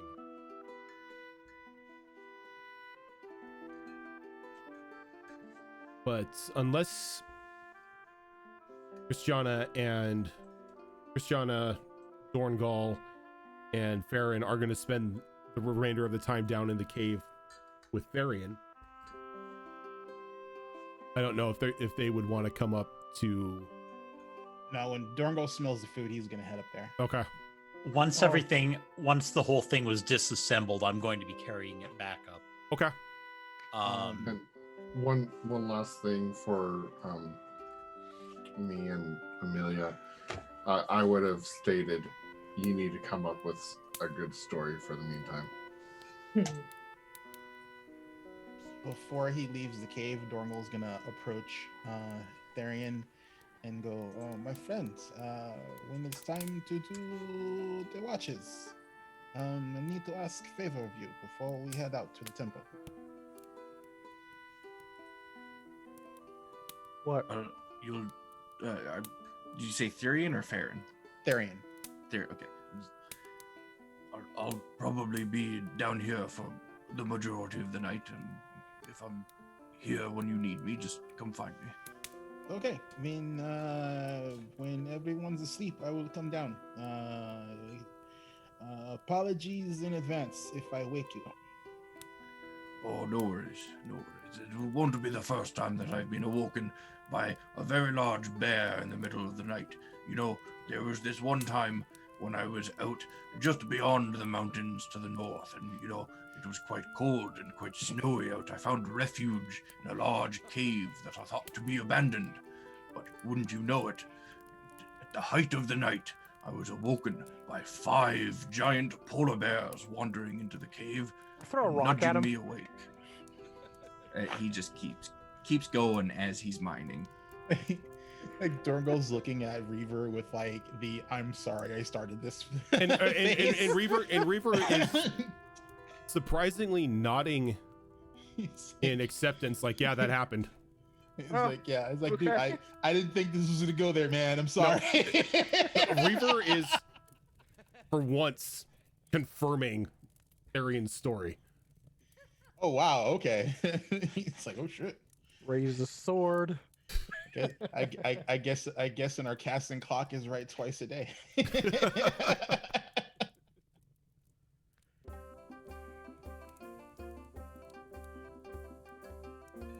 So is there alcohol? at Oh, the yeah. place? Oh yeah. Oh, Yeah. Like Aaron is getting fucked tonight, okay. and 2 ways in one. No. But yeah. Yeah, like like again, the alcohol is fresh and it is freely flowing from those kegs. She's gonna keep drinking until you give her a Constitution check. Okay. How long is she drinking? Let's ask that. Give me a time How frame. long? Oh fuck, I don't know. Not all night because she has a plan she wants to do. More importantly, is she making a drunk call? She is making a drunk call. Okay. So let's Uh. say for the first hour, give me a constitution check. All right. You said check, right? Yes, constitution check. I always get those mixed up. Okay.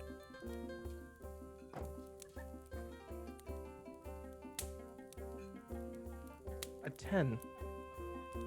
Erin can't hold her alcohol to save her life.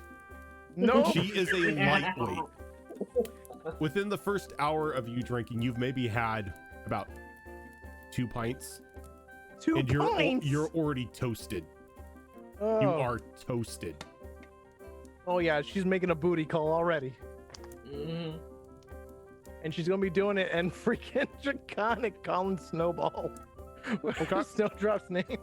That's Snowdrop, not Snowball. Yes, no drunk. I'm sorry. So That's a different party. I know. everyone feels a sudden rush of cold for just a brief second as a strange pure white tabaxi begins to make his way into the camp. And he walks straight over to Farron. Hey, I know you. I would hope so. You called me. Hold on. She's gonna be like, let's have a dance, and she just grabs him. Oh, okay. And he just kind of gets dragged to the dance floor.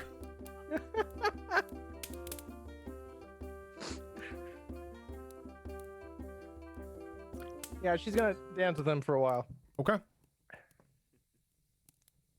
So as the drunken Baron and the Tabaxi are dancing for a while, at this point in time, I want Therian to give me a percentile roll. Percentile, you say?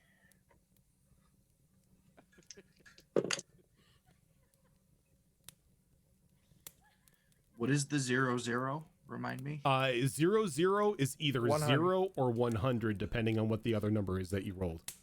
Okay, super. I rolled an 8. Ah, you rolled an 8. Okay, That's the fun side. so what At we're least it going wasn't a 9 like last night. what we're going to do is we're going to take a quick break. I'm Let so glad I called my booty that- call. let that 8 just sit there for a moment. Let it stew. And when we come back, we'll find out what exactly an 8 gets you when you're tunneling. So stick with us, everyone. We will be right back.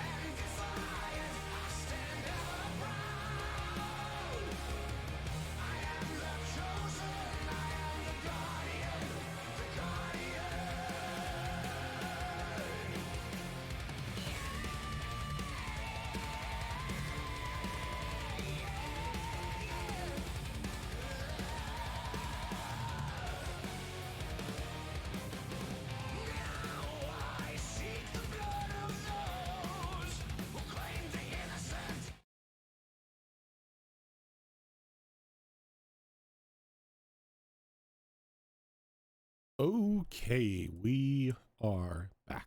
Out specific not. additional not modifiers. back. So, Hi. before I'm we hearing left, more lies. Therian rolled I never lie. 8 on percentiles for Are you sure it What wasn't happened? 80? so It was an 8. deep was an in eight. this 0, 0, and 8. deep in Yeah. this 21,000 foot tunnel Oh, that you have been digging for the past 8 hours. You feel a presence near you.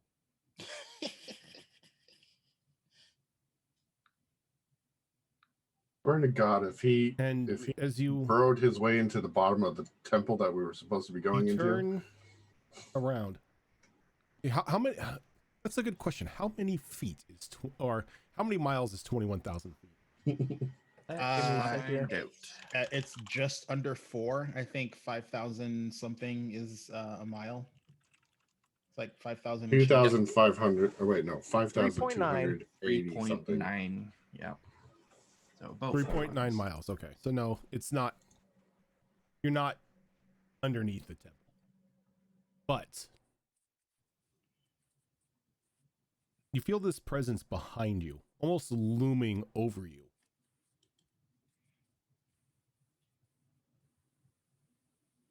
I guess I would stop to turn and look. And Yeah, because Dorngal said he might come see me, so I'm like, oh, it's probably Dorngal. I'll stop and turn around. as you turn around, you see Amelia standing there. Ah. Her face completely pale. Blood sort of like running out of her eyes. Almost like crimson tears. As she reaches out and grasps you on the shoulders, you feel an icy touch begin to roll over your body. Almost as if you are being embraced by the spirit of death itself. And as it does, her eyes roll into the back of her head and go completely black as the skin begins to peel away from her face, and this strange skeletal visage is now staring at you as it breathes this toxic black cloud into your face.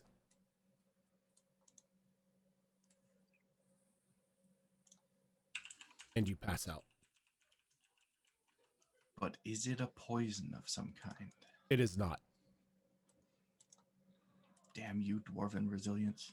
I will use this one day.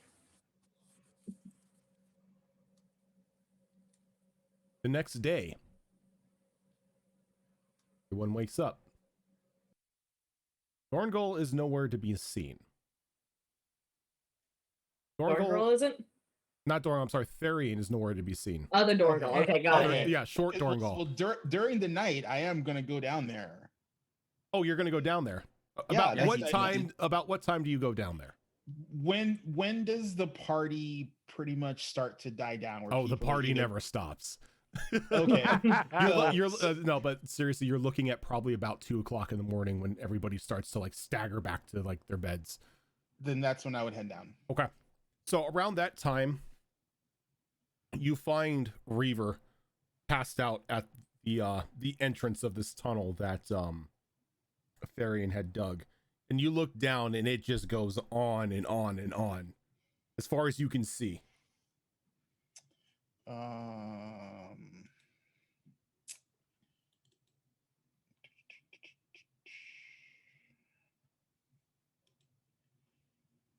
Let's see.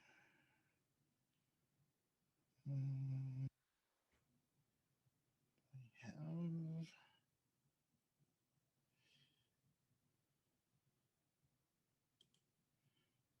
Don't think I have low light vision. I am going to. Because I don't have. I'm not. You don't have torches. I'm gonna light a torch, Okay, you light a torch. and I'm just gonna just step over Reaver, try not to wake him up, Okay, and then just head down the hole. And if you Yeah, walk you the will. entirety of that tunnel, it takes you a while. He's But alright. it's big enough you don't really have to like hunch over or anything like that.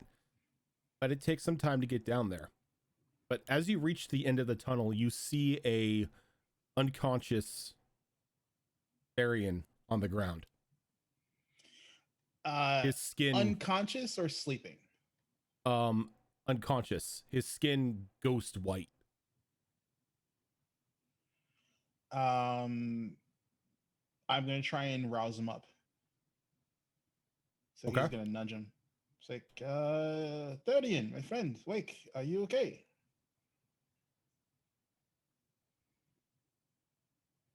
And Do you I awaken? almost jolt up in a gasp of fear as you are just drenched in sweat. The entire time that you had been passed out, just visions of death and carnage surrounded you everywhere you looked. The jungle lit aflame. Various skeletal dragons flying up out of the tomb. A strange skeletal figure dressed in the same clothing that Amelia would normally adorn herself in, beginning to walk away with a very slow moving and groggy looking Rild at her heels, almost as if he had been enslaved. The rest of your companions lie dead on the tomb floor, all of them drained of their blood. 4 other sarcophagi in the tomb lie open. And the one in the center now empty of the lich that it once was said to hold.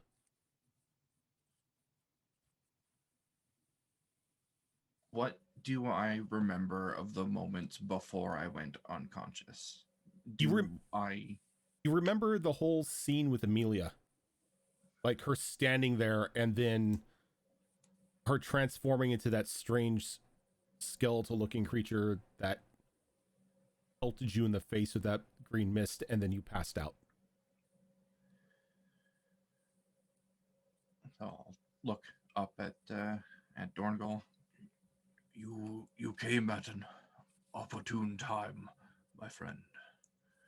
Oh, you looks like you worked yourself ragged, my friend. You should learn to take breaks. Yes. Oh, there has not been a single time in my over 300 years that I have worked myself ragged. I have mined once for over 7 days straight without a break. No, this was something far more sinister.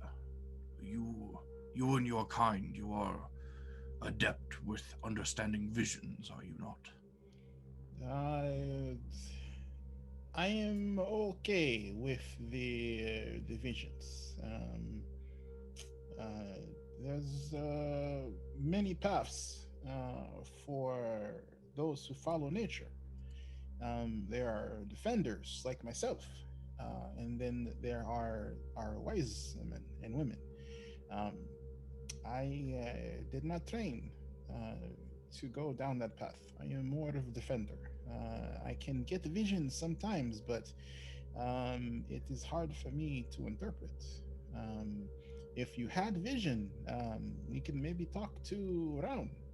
She is an elder, and she is experienced in interpreting these things, at least from my conversations with her.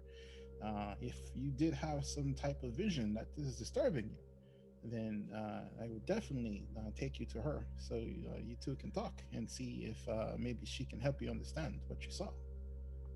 Well, for the moment, I would prefer that the contents of this vision do not leave this particular cave. And I will go on to explain everything that I saw in the vision. And then at the end of that explanation, and the one that I believe triggered this was Emilia, or perhaps something that wore her face. I believe we must confront her as quickly as possible. There is something not right going on.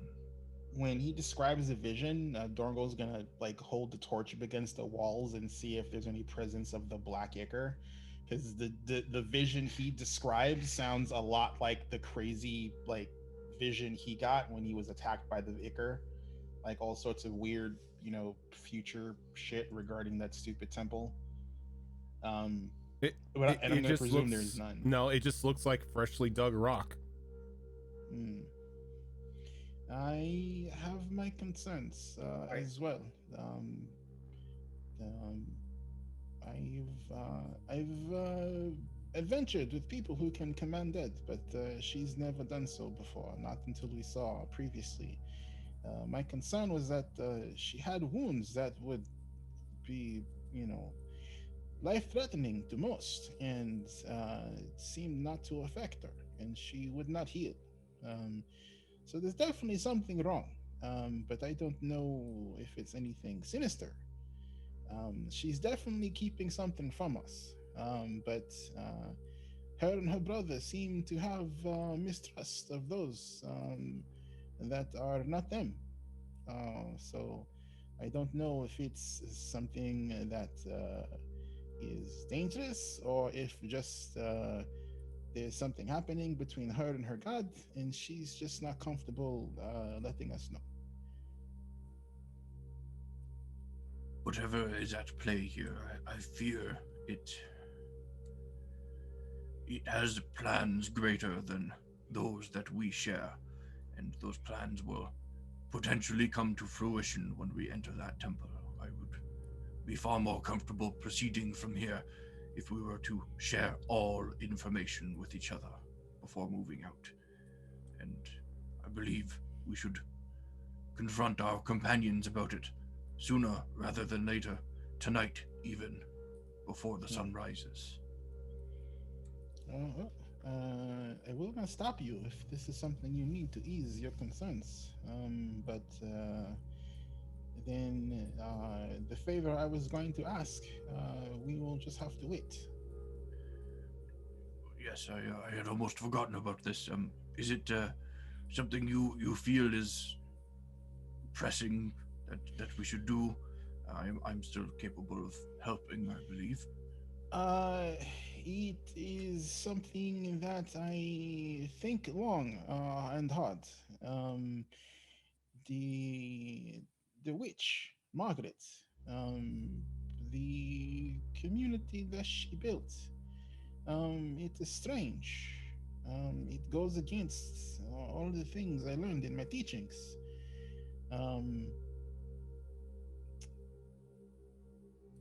I know she is hag, but I do know from brief study, not all hags are evil.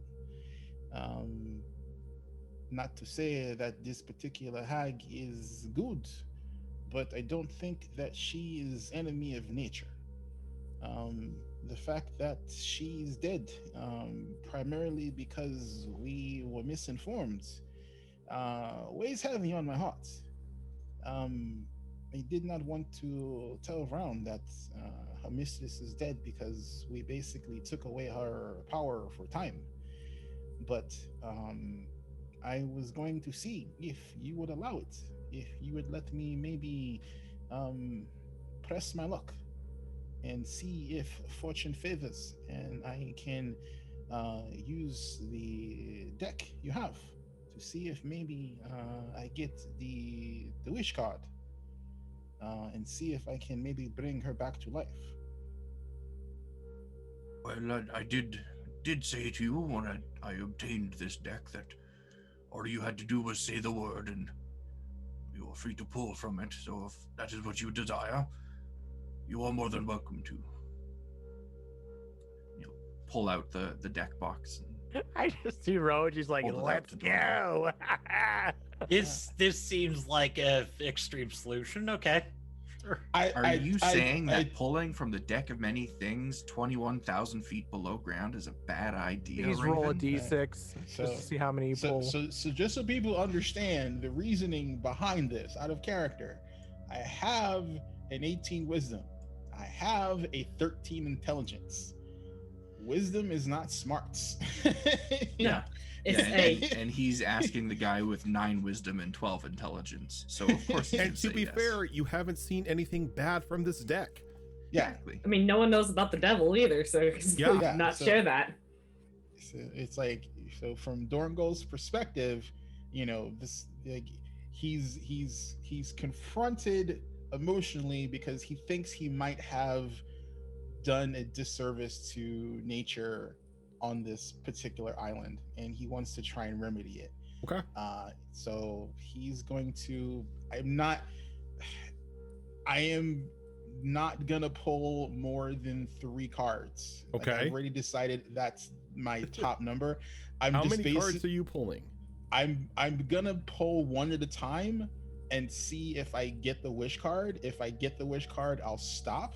Okay. However, if I get to the 3rd card, I will not pull any further until maybe sometime in the future. Okay. That So, sounds like fun. Where from the deck are you drawing? Alrighty, so let's see. I think there's like, what, 21 cards in there? There's 1, 2, 3, 4, 5, 6, 7, 8, 9, 10, 11, 12, 13, 14, 15, 17, 18. I actually had to put the bad cards in here because this is actually this is the full deck. This isn't the raccoon deck. Or the extra life deck, I should say.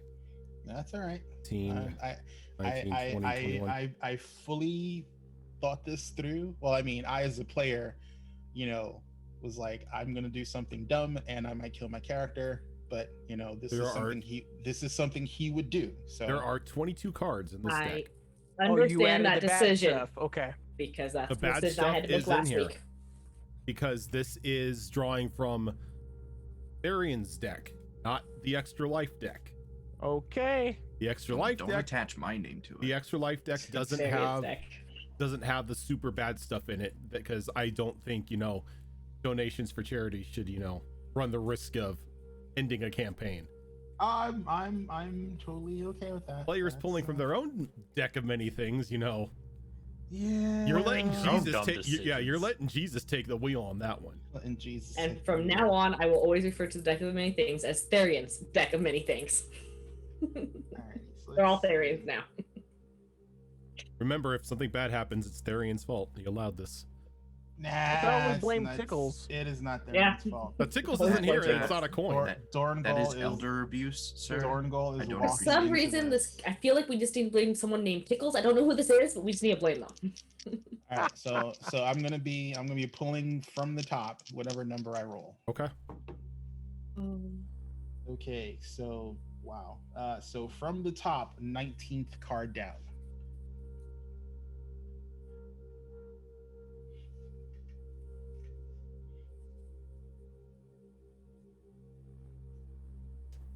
Okay. A moment.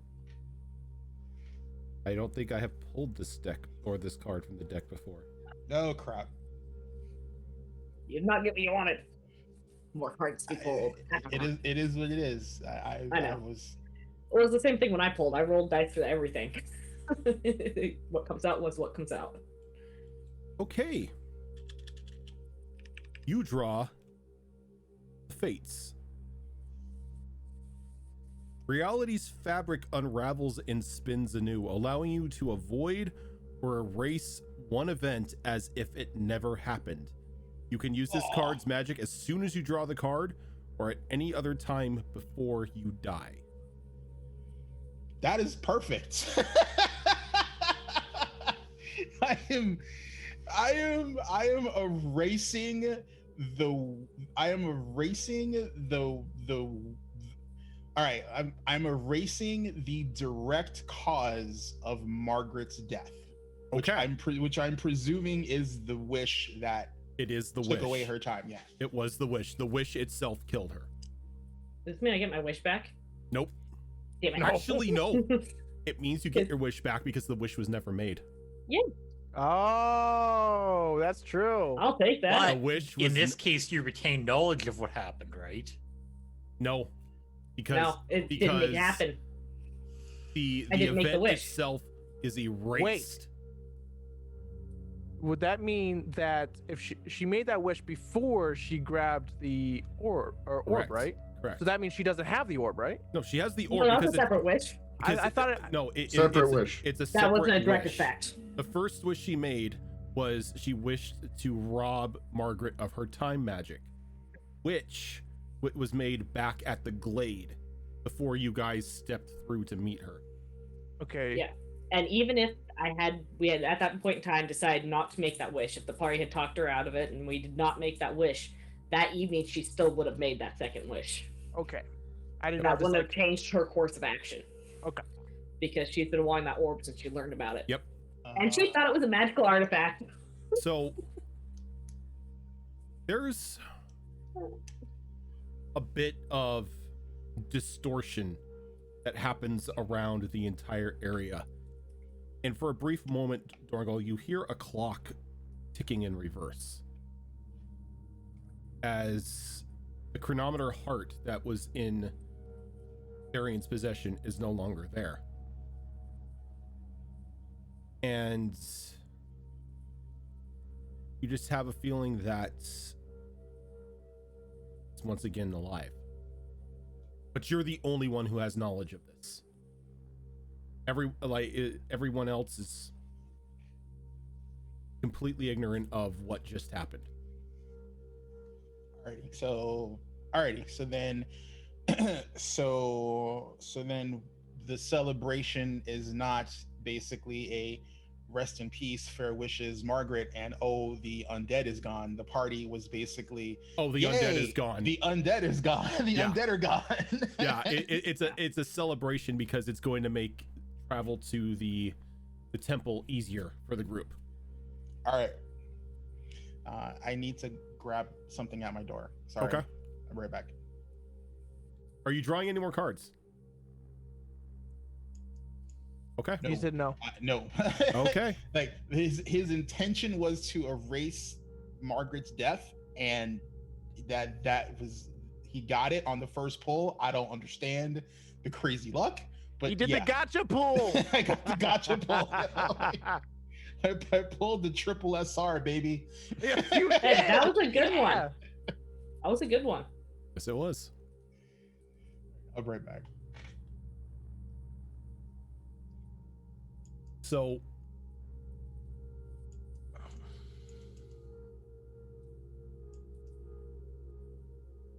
Arian.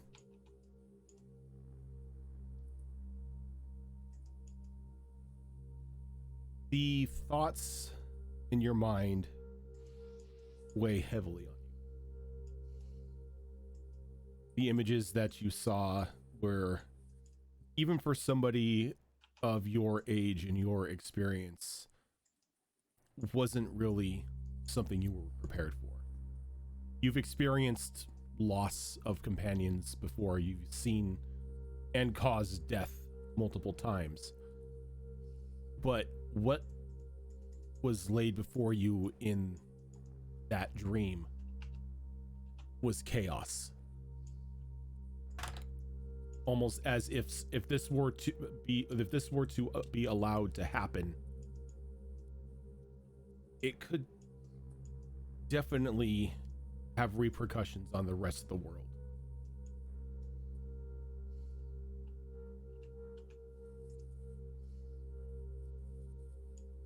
So,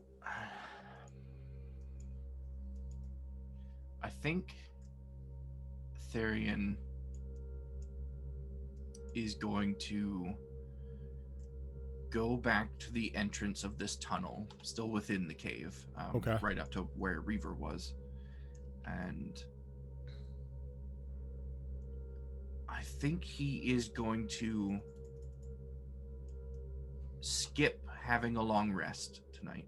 So he'll take the exhaustion and stuff from Okay. doing that, but he's going to use the remainder of his night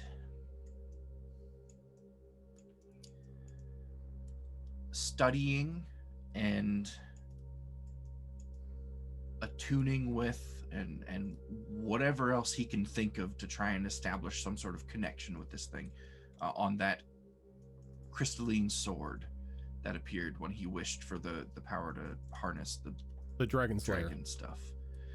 And his goal here is to try to understand through the connection of this sword any possible way there may be to wake up the dragon.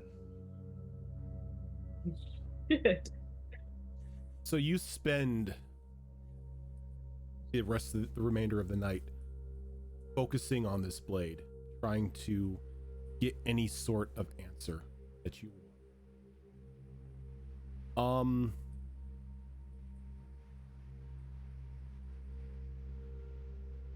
I need you to give me an investigation. Okay. I am going to use my inspiration on this.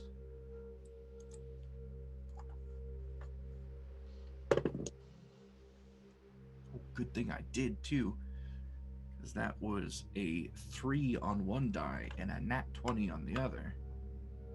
So that would be 21 total. 21 total. So it takes hours on hours of very deep focused meditation and communing with this blade. But almost as you are ready to give up, a frustration of silence and just sitting still for too long, not really something that you as a dwarf are used to, you gain an image of your rune inscribed hammer striking the flat of the blade and breaking it.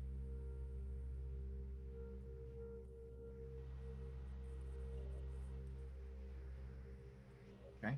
And then blowing the war horn.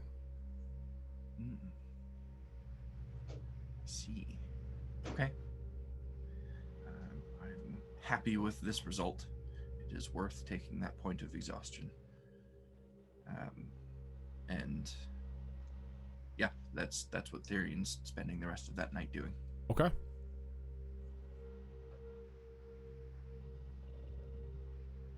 So Dorngal, just to give you a rundown of what happened while you were away, Azarin, Therian walked the length of the tunnel again and went back near the entrance and then dropped into a deep meditative state, holding the or not holding but resting the Dragon Slayer sword in his hands, not really communicating with you or anything, but just like lost in his own thoughts.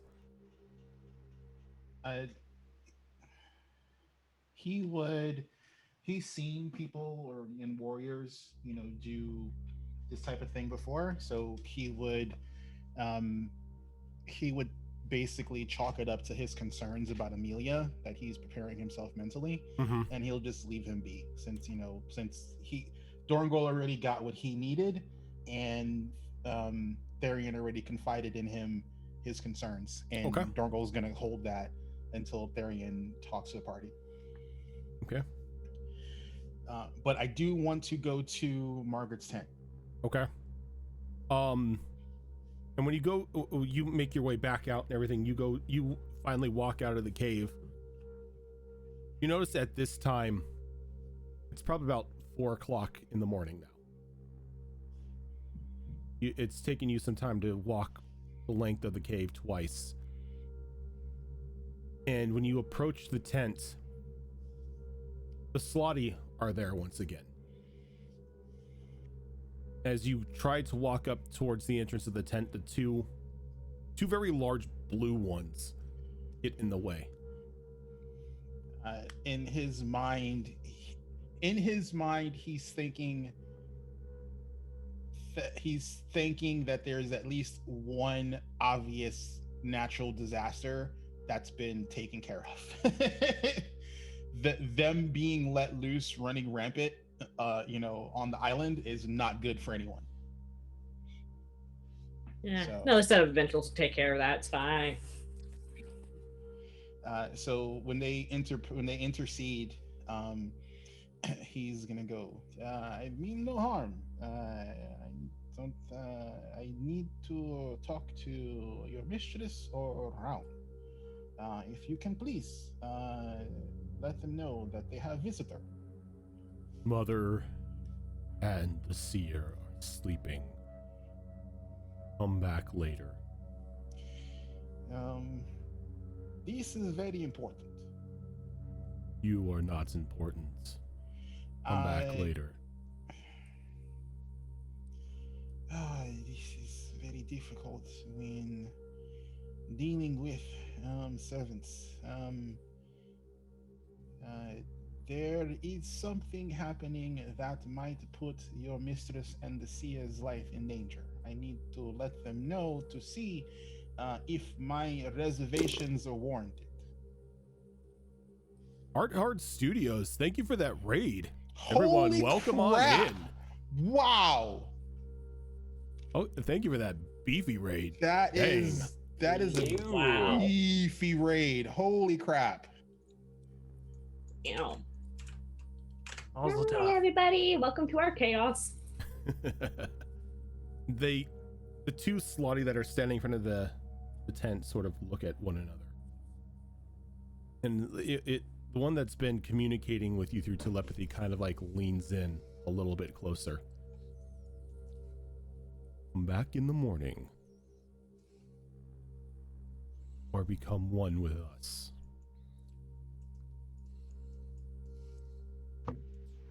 Dorngol's he's gonna go. I will do as you say, but I will tell you this. Your mistress and the seer will be very angry that you did not let me talk to them now. But I will do as you say. If something happens that could have been prevented, know that it is on your head and not mine. I did my best to be a good guest and make sure what I think might be dangerous to your mistress is told to her when I know. And kind of But if I have to wait, I will wait. I'll come back in the morning. And then he it just leaves. straightens up, kind of satisfied with your answer, and just watches you walk off.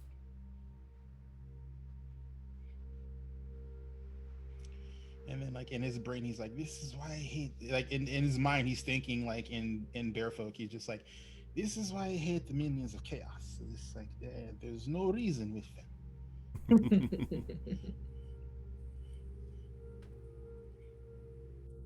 So as the morning comes, Dorngal, are you going to try to get your full rest, as you know you've been up all night, or are you going to take the point of exhaustion to be able to meet with Brown and Margaret?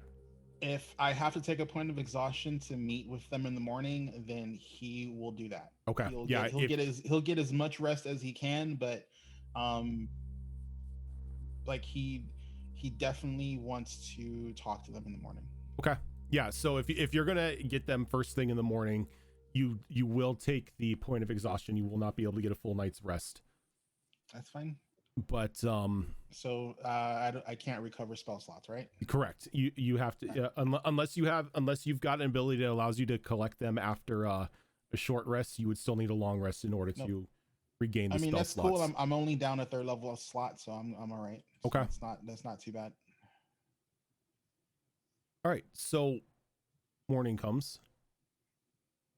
Everyone who did sleep has a restful sleep.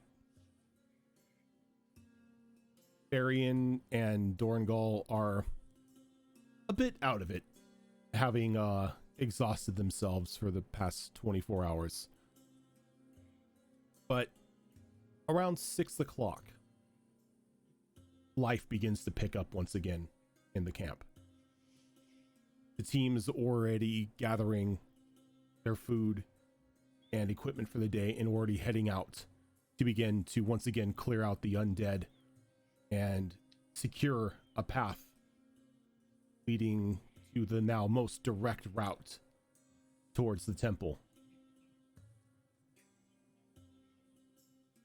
Some people seem to have about an eye of confusion about them. Like, they don't really feel as if everything is in its right place. But it's quickly shaken off as an excuse that they've had too much to drink the previous day.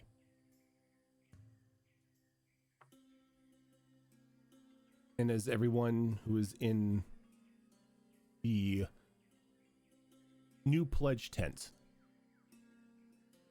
wakes up as the commotion begins to pick up inside, as today is the day that they get to meet with Margaret and convince her that they're worth joining the camp themselves. What are you doing? Dorngol is going to like just grab an easily nommable piece of meat from like a table and head back to Margaret's tent. Just Okay. so his stomach isn't grumbling while he's talking to her, because that's rude.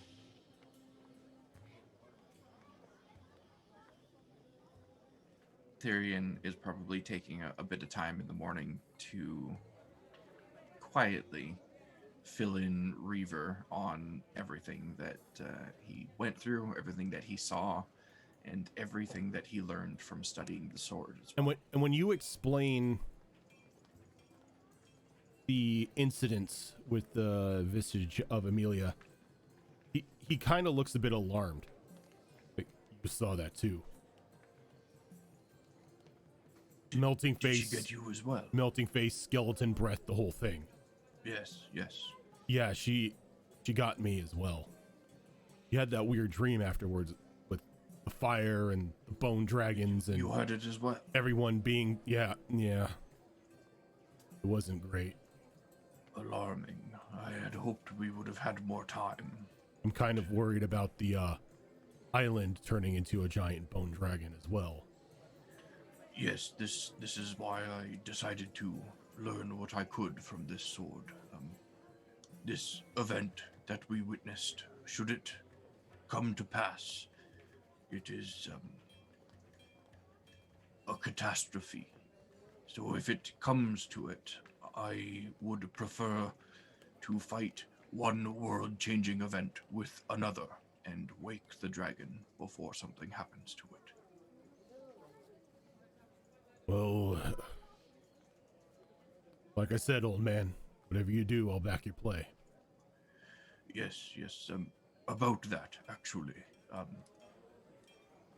I've had a bit of time to think after our conversation. If something happens to me, you know, I've lived a very long life, Beaver.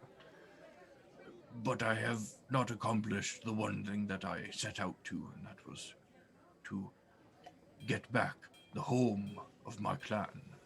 However, I believe my son is capable of doing such a feat.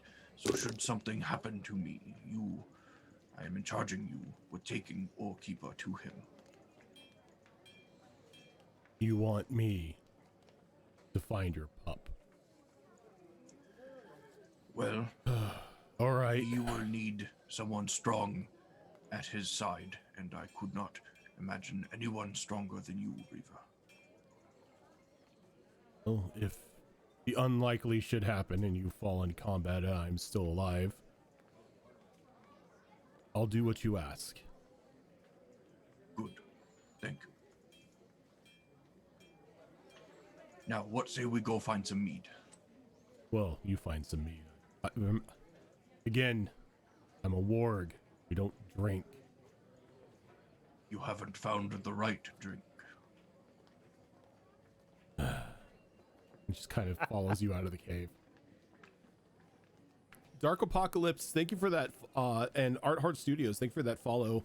And the Bits Art Heart Studios, thank you very much. Thank you.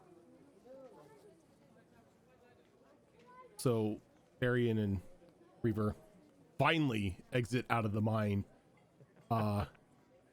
after their long excursion and rather disturbing dream.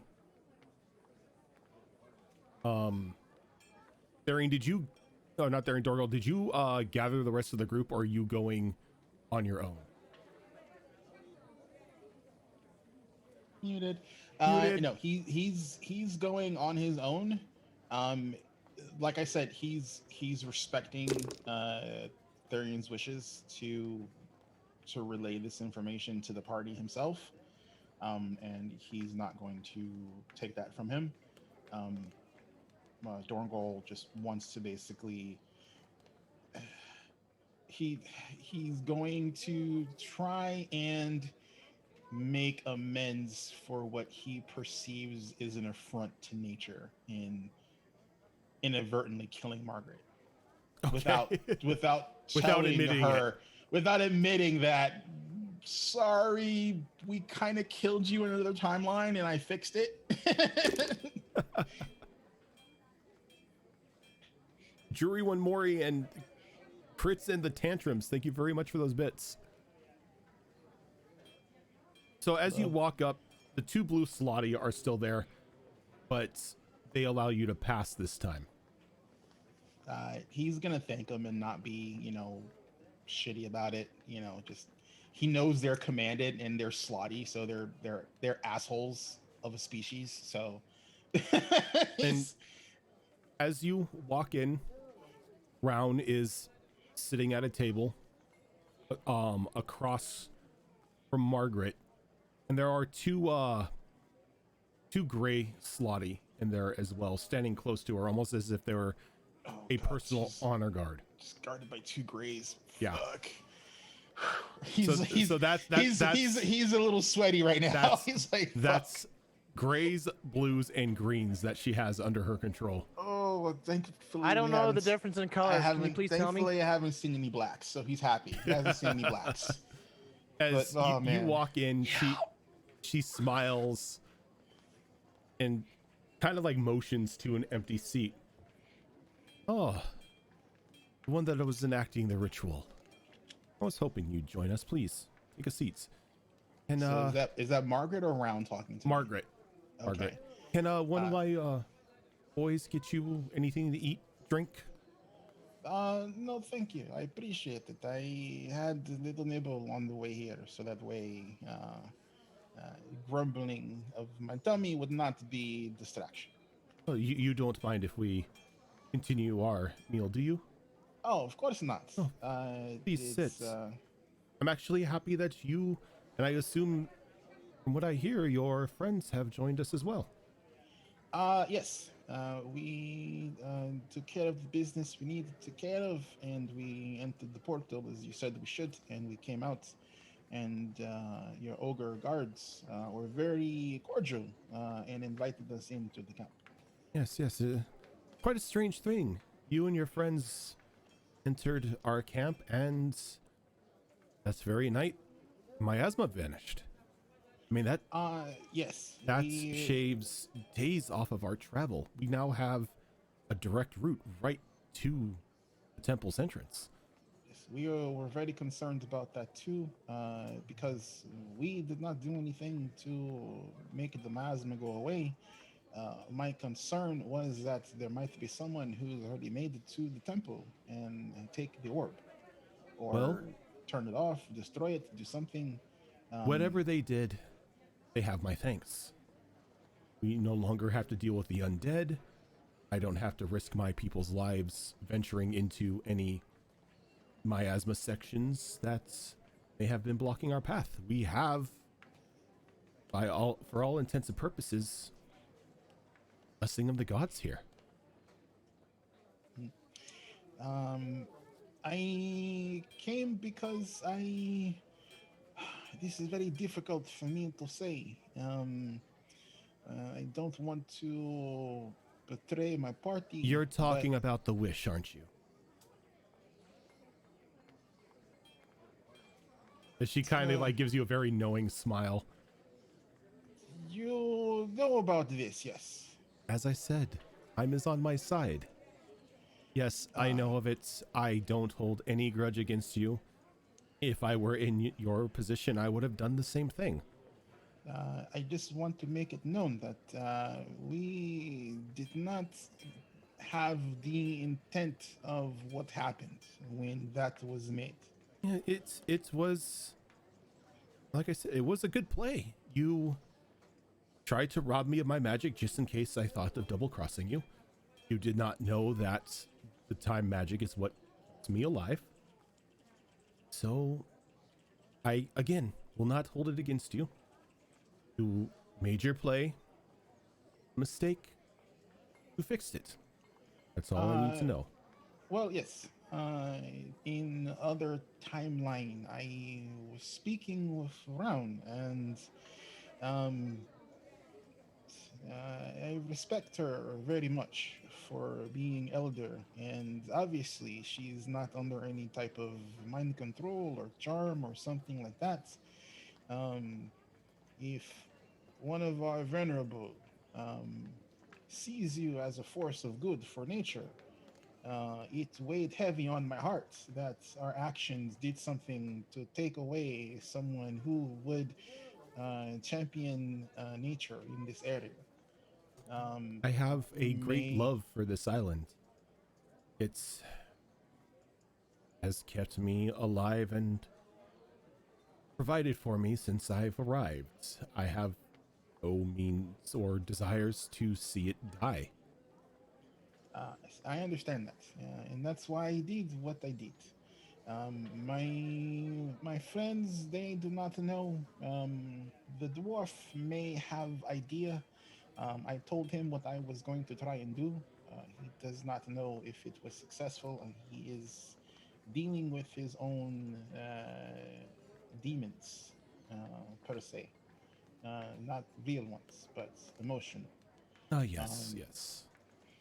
I just, it's customary in my tribe that if you wrong someone, you try to make amends. I have, So, well, if you wish to make amends, I have the perfect way for you to do so. We need is- volunteers or to be our forward scouts on this pathway that will lead the direct route. We do not know what is out there. We don't know what we're going to run into. But if you wish to truly make amends, call us even.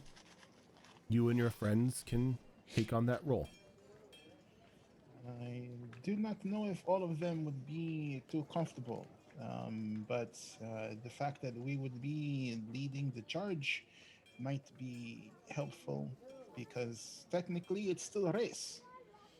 Um, my other concern is that um, my friend the dwarf, he had very odd vision, um, and I know he is going to come to round to discuss it with you, but he has seen visions of one of our party members um, basically bringing about destruction to the lands with undead and things of that nature. And he mentioned that there was also in his vision giant bone dragon. I think you call it Dracolich, something like that. Um, so, There uh, was there was a skeletal dragon flying about while the miasma was active. So yes. that wouldn't be beyond normal. I don't I don't think it know. was a Dracolich though. It seemed to just be an animated dragon skeleton. Oh, then that's definitely something that's much easier to deal with. Again, I thought maybe that he was exposed to the black ichor, and that gave him the dreams. The reason why I'm concerned is that one of our companions did something, and what looks like the black ichor from the starfall seemed to come forth from her. Um, her and her brother are not fully trusting. Same goes with us with them. It's a relationship of convenience.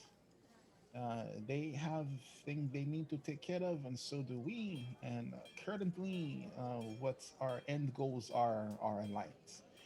But I was able to resist Iker when it affected me a long time ago when we first came upon the Star Rocks. I am worried that she might have come across them and is being affected by the Black Iker. Um, I don't know if this is something that I have the means to determine. Um, I am defender of nature, not um, arbiter, Hmm. like Raun. Uh, But I wanted. Round kind of sits up a bit. Visions can sometimes be glimpses of things to come, or whispers from the gods of dangers that are amongst you. And other times it can be lack of oxygen. Well, I mean, Or too much drink. he was in a long cave, so I mean, but like I said, um, Long uh, cave. You mean the dwarven mine? yes, Oh, we would have left yesterday, but there there is a spirit in there. It's feeds on doubt. ah, If there was any mistrust or cause for concern in your friend's mind, the longer that he spent down there, the more it would have been drawn to him. so then it was perhaps this wandering spirits that might have fed on his emotions. Possibly. I Most will- definitely. That's why we had it boarded up. Too many of the ogres were going in there to sneak away to catch some rest, and, well, it's had a grand time with them. It's not really evil, it just feeds off doubt. well, he was not physically harmed, but he did seem like he had trauma. So this definitely sounds like what you say. I appreciate it. I can now tell him this and hopefully ease his mind.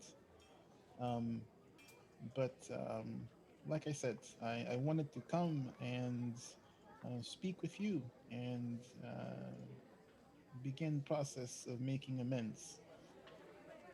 As I said, if you want to make it even, you can take the forward scout positions, and you will be welcome in the camp as equal members of my group. I will treat you no differently than I treat anyone else. You will not be restricted from doing whatever you wish, as long as you can ensure the safety of those around the camp. We don't turn on each other. We don't steal from each other. We don't harm each other. We're more a community than just a camp of wayward travelers. Yes, this was main reason why I did what I did. I have never seen anything like this before in all of my travels. Um, Everyone who is here by their own wants and needs. We help them, they help us. Anyone is free to leave whenever they wish. Anyone is free to come whenever they wish. and again, I thank you. I will go back to my companions and let them know the arrangement that we made and see if they will agree. If And then when we're all ready to leave, we will head out. if you do decide to leave, We see, who is the quartermaster right now? Rune. And Rune kind of looks around and grabs a small, like, black book, and she begins sifting through it. Oh, that would be, Big Brain. He's drawn quartermaster duty for the week.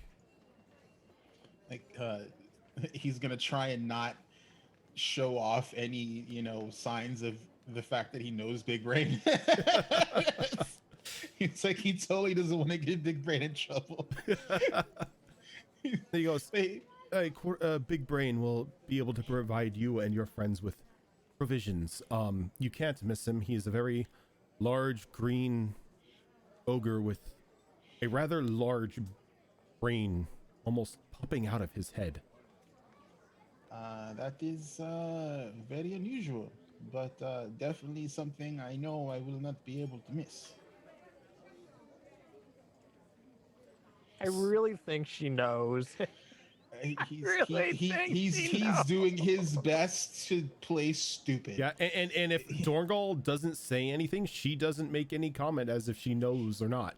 Yeah, he's I know. he's just avoiding the whole conversation. He's just like, all right. So he's gonna thank them, and then basically leave. Okay. And as you leave, you see Therian and Reaver already in the like the mess quarters of the camp, like just chowing down.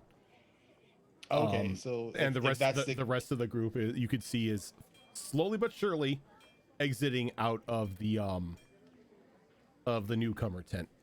Then Dorngal would try to get to Reaver and Therian before the rest of the party does. And what is the rest of the party doing as you've had time to wake up and stretch your legs? Finding breakfast, socializing a little bit with as much as possible, because it looks like we're going to be stuck with them for better or worse. Making the rounds. Pretty much. Trying not to be anti-social.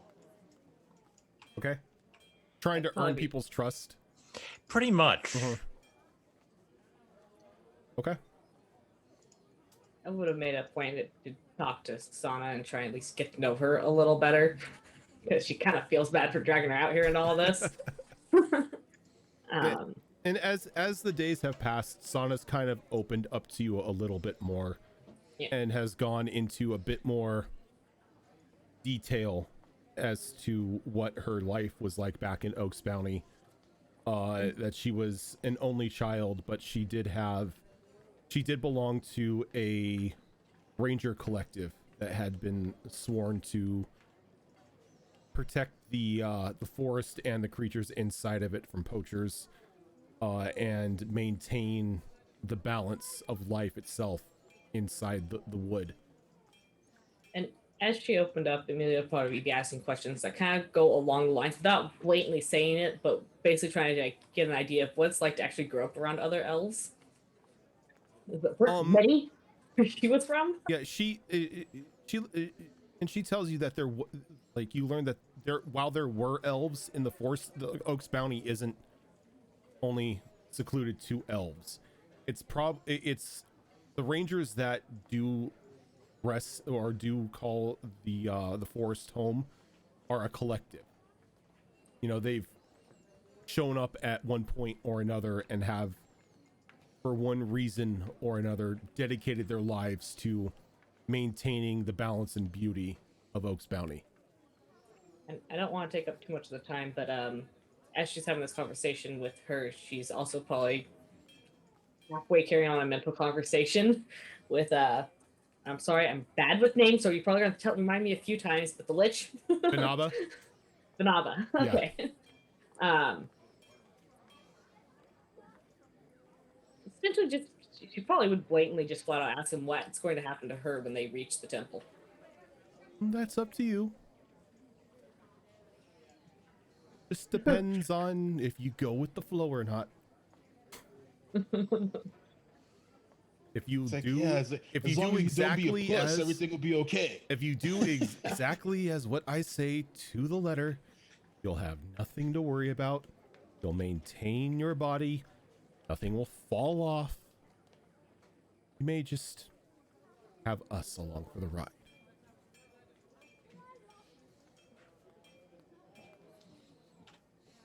Okay. I'll probably leave it at that because just like everyone else, she has a certain amount of mistrust for this guy.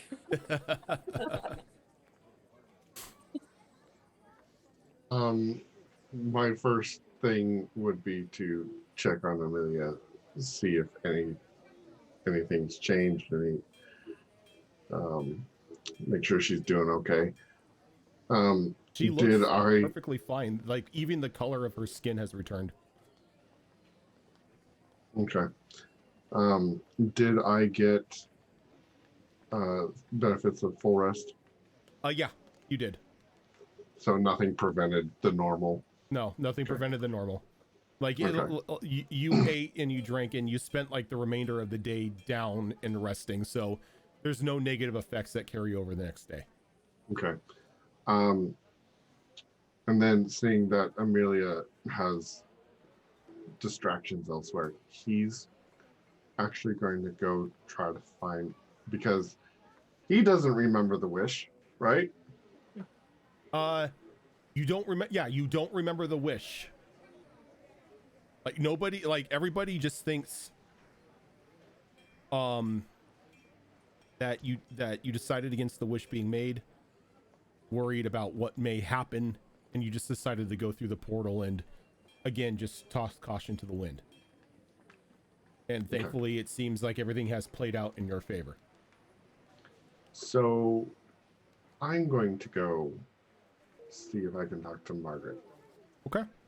So as you're walking up towards Margaret's tent, you walk past Dorngull exiting as he makes his way down to the mess area of the camp where Arian and Reaver are stuffing their face. If I catch his eye as he's walking towards the tent, I'd probably give him a look that basically says, "You want company, or you go on your own," as he's walking away from the group. I wouldn't have told you where I was going. So, No, but I mean, she's seen if you you're- leave, she just automatically go, "Hey, you," like just a look Oh, that means, okay. "Hey, do you want me to come, or am I good here?" No, he would have. He's fine. And as you walk up to the tent, the two blue slotty that are standing guard let you pass through. And as you walk in, he gives you a friendly smile as the two gray slotty that are standing on either side of her kind of stiffen up for a moment, but as they see her reaction to you, they relax. Oh, Rilled. One by one, your little group seems to be filing into my tents. Can I offer you any food, drink? Yeah, that'd be great. And she looks over to one of the slotty. Bring our friend some food and beverage. Do not worry, he is one of the good ones. And they kind of like look over at you for a moment, and they walk towards like a back area of the tent for a brief moment. Please take a seat. I do. I don't want to take up too much of your time, but I'm not very good with arcane or divine magics. But it seems my sister has a disconnect. And I don't know what I can do to help, and you're honestly the most experienced person in that realm A disconnect. in this area. What do you mean by that? She seems to be having trouble connecting with her god. Oh, your sister's a cleric. Oh, that can be tricky. If she's having a disconnect with it, maybe she upset them or offended them in some way. Would just be it would be a means of finding out what she did and righting that wrong. or so I'm told. Spend. I'm not really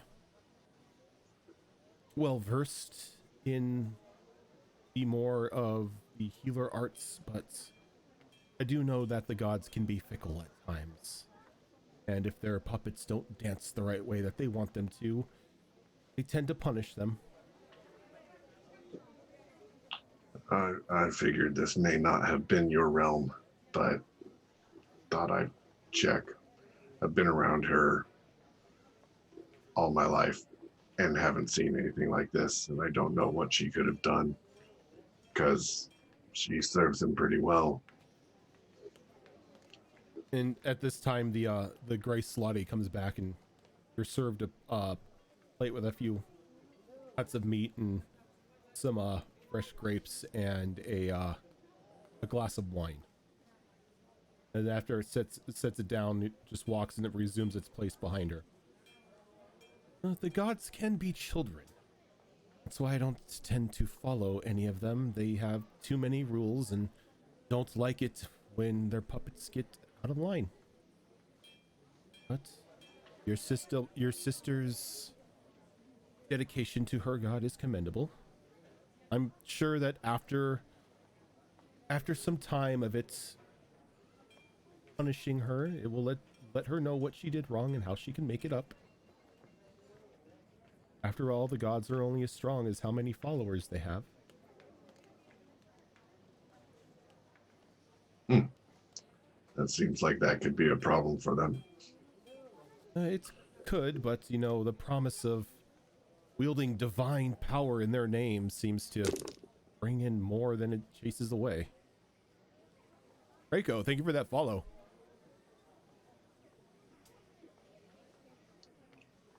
Well, if anything comes to mind, I'd appreciate it. You have my word that if anything comes to mind, I will let you know directly. You may want to talk to Dorngal, by the way. I think he signed your group up for your roles in the camp. What might that be? Well, as you've noticed, the miasma is gone. You know, that's Happy coincidence that. Indeed. But I am not one to look a gift horse in the mouth. So, we need forward scouts. Your group found its way here and through the miasma with that. So, why not use your talents to the fullest? That is one of my specialties. You forward scout for us the most direct path to the temple, and you're welcome in as one of our family. You'll have free reign of the camp. Everyone here will treat you as they treat everyone else. Your lodgings will be better. You won't have to stay in the newcomer tent. But we need somebody we need people who are capable and talented in the means of tracking and scouting. And you and your friends seem to fit that description, for more or less. They are pretty skilled. Anyways, thank you for the food conversation. Word of advice, though. Always look a gift horse in the mouth. She kind of just smiles to you as you leave. What about Farron? Farron, massive hangover. Yep. And as Massive fucking hangover. I rolled a fucking 2. oh to yeah, see if she was okay. yeah, your head is pounding from pounding, and she's like, "The fuck happened?" And as you wake up, that tabaxi is still there, and he's next to you, and he's kind of like rubbing your head. You had too much to drink. When the heck did you get here? You called me. Did I? Yeah. Ah, crap. Don't worry, nothing happened. You were blacked out of your mind. You drank too much. And then you danced too long. And then you drank again. And then you passed out. Awesome. Let's do it again. Another time. How about with less drinking this time? Less drinking. Absolutely. It's like, well, I need to go. Dragon stuff and all that. But and he kind of like rests his hand on your head for just a brief moment. And the pain from the migraine is gone. Oh, you're too nice. She's pretty much gonna say thank you, and she gives him a peck on the cheek. Then he returns the kiss on your cheek. Be safe. Oh, she blushes. Be safe. Don't do anything too crazy. On it. And call me when you can. You first. As he leaves the tent, again, there's a rush of cold air that covers the entirety of the camp. As for a brief moment, everyone hears the flapping of heavy wings kind of echoing throughout the camp.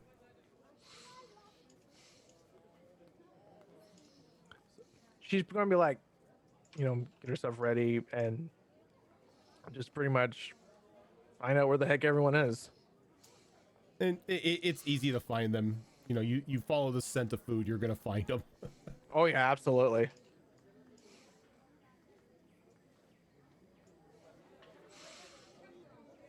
That's all she does. That's Okay. it. That's it.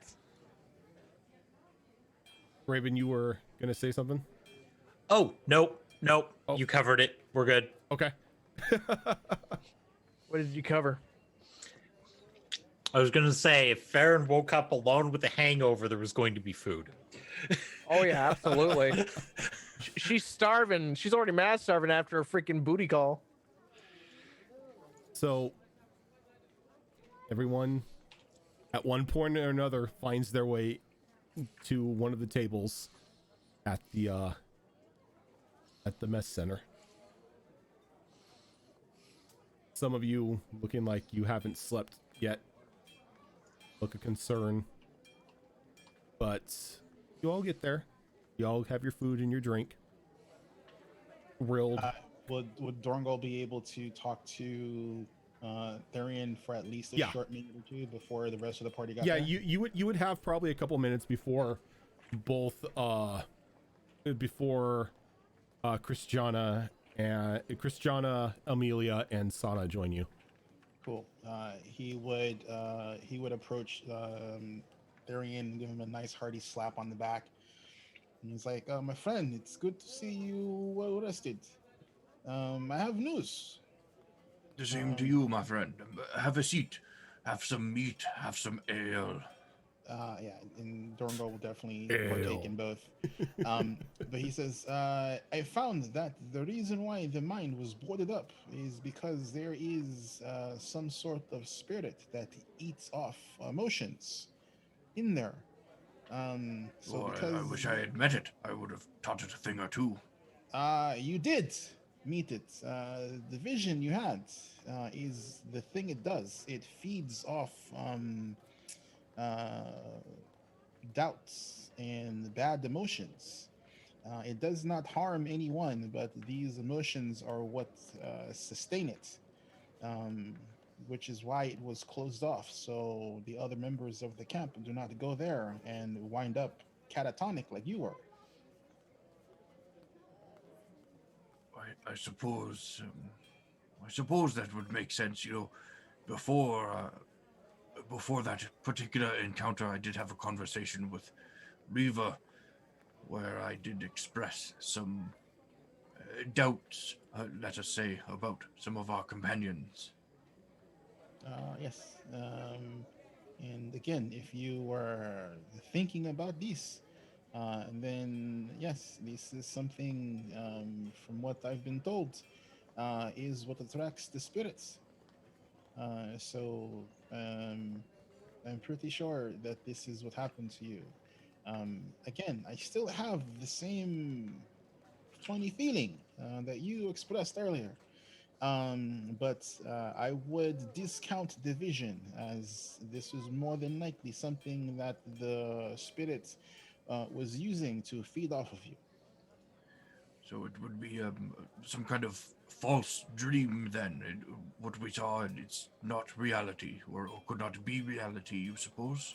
Uh, we. Oh, Well, yes, yes, Reaver. Reaver had the same dream. oh, then yes, yeah. If you both had the same dream, then that would make sense. If you had the same doubt and you had the same dream, then that would make sense that the spirit was feeding on you both. When I got into the tunnel, I did see Reaver was sleeping or laying down. I figured he was just resting. Yes, I thought the same when I encountered him after exiting that tunnel. But we had a conversation in the morning. Well, I don't know if it was morning. I was underground, and it was quite difficult to tell time when you're underground, you know. Yes, anyway, we spoke, and he had the same vision and saw the same image of our companion that I did. Yes. That makes sense. As he's like, taking a big chomp out of like some meat and like swigging some ale. But like I said, I think we should just keep close eye. Yes, Also, yes, I agree. I spoke with Margaret, um, and worked out deal. Um, as long as we do not act aggressive in the camp, we are welcome to stay and be provisioned. And she had asked us if we would like to be part of the forward guard, which I think is good deal because this puts us ahead of most of her troops, since we are basically racing to the pyramid. So Yes, we and basically, I mean, we have to deal with whatever the bad thing is in front before they do. But that also gives us opportunity to get to the temple first. the prospect of having more capable fighters and scouters following behind us is one that I welcome at this point. Even if that dream was not real, it has put me on edge, and the closer we get to this temple, the more uncomfortable I become. Yes, I understand. When the rest of the party get here, I will let them know the conversation about the forward guard I had with Margaret, and see if they are okay with this. And if they are, then we need to see a quartermaster to get provisions and let them know that we are moving ahead of the Sounds rest like of the a camp. good deal to me. Do remind me to tell you later that I discovered how to wake up the dragon that we're all standing on. But for now, more ale and more meat. As you say more ale and more meat, the group slowly starts pouring it. This starts gathering at the table with you. I do not think it's a good idea to wake up the slumberer. Many people would be devastated by this action. Yes. A conversation for another time. Currently, we have far more important things ahead of us, such as breakfast. I mean, I'm not going to argue with that. Absolutely not. Zorgo's Real like, life, you say breakfast. like Zorgo's like, he's in his head. It's like, well, I mean, he just grabs more meat and ale. Yeah. And just nomming down. What's more important? Some really good, biscuits and gravy, or waking a dragon? Oh my god, I keep forgetting I need to get biscuits and gravy. God damn it. How can you forget that? Because there's other bullshit that I'm dealing with. So sometimes you forget. You have to take care of one vice at a time. I mean, this is true. We all can't be Bender. Name's Bender. Right. So as the Everyone gathers up with their food at the table. Both Rild and Darian have information about the forwarding scout party that you've been offered. And like once the whole party gets there, Dorngal will basically, just to keep it short, just let the party know that he spoke with Margaret about being forward guard, and if anyone found anything objectionable to that.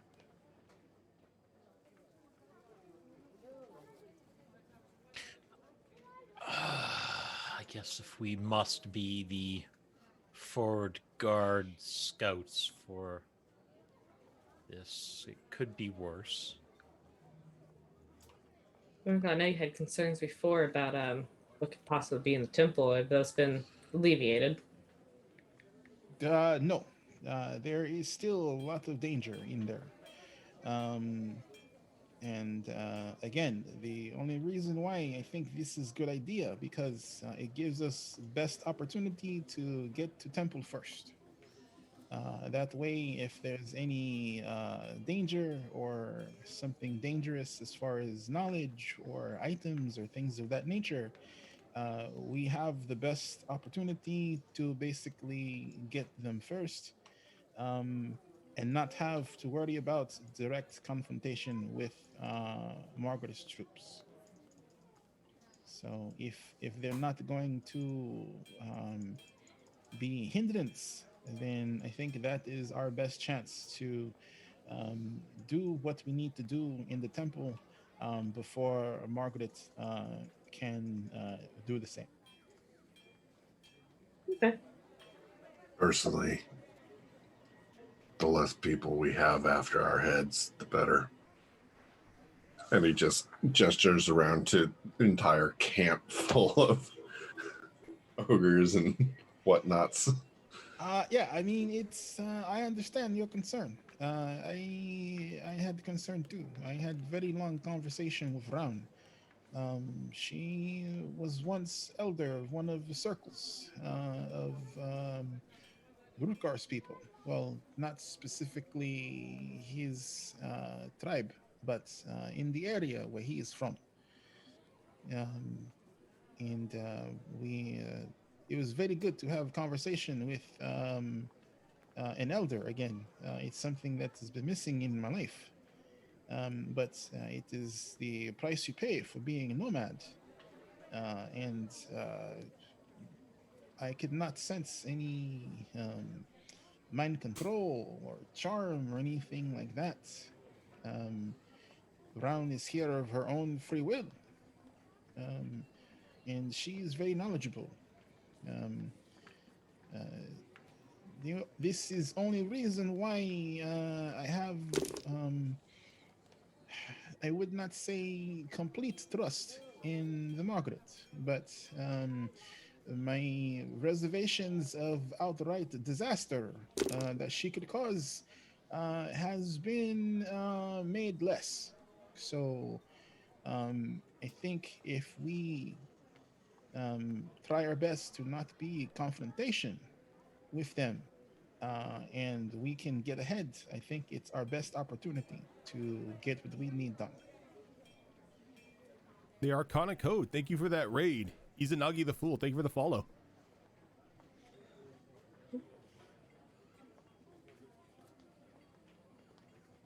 So, when are we getting started? As soon as we are done with eating, we need to talk to Quartermaster and get provisions, and then basically let them know that we're heading out. Go ahead and get that started, and I'll walk off and find Quartermaster. Like when you say you're gonna do that, he's gonna say it like like faux nonchalant.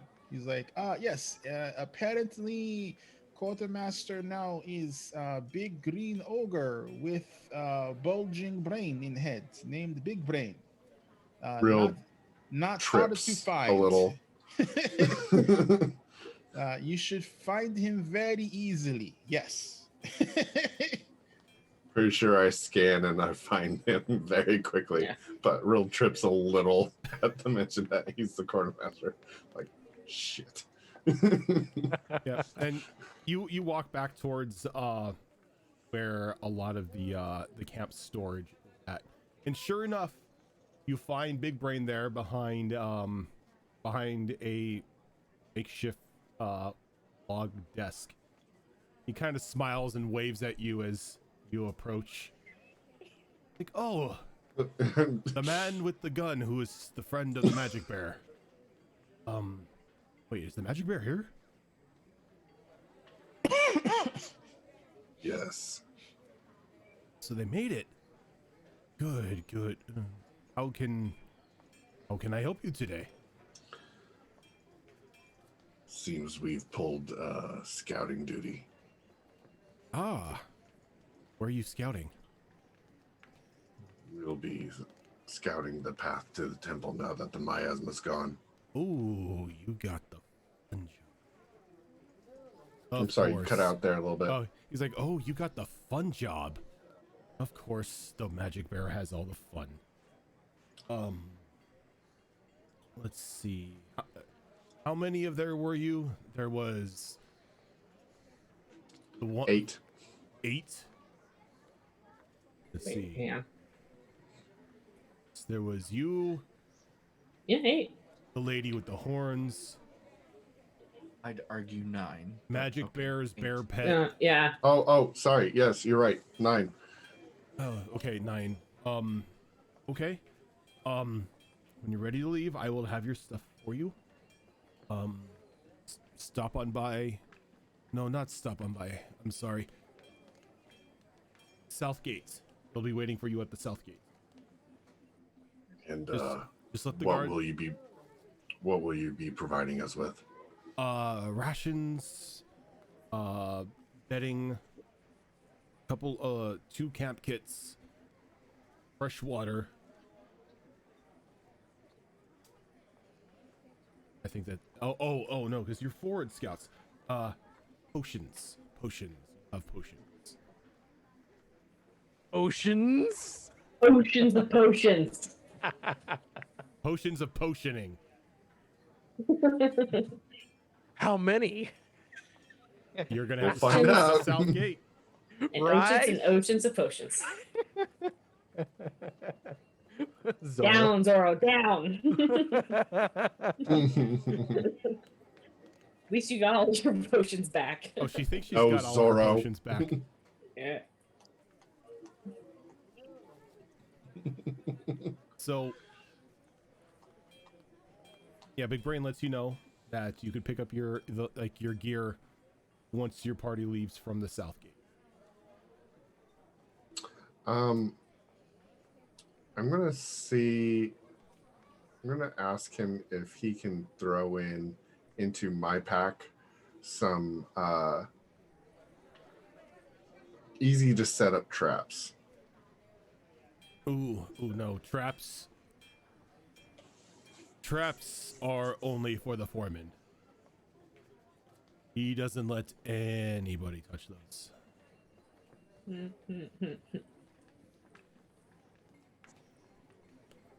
Strange, but okay. Yeah, the foreman was the kobold with the gyrocopter. Just have him come with us. We Little asshole. I like him.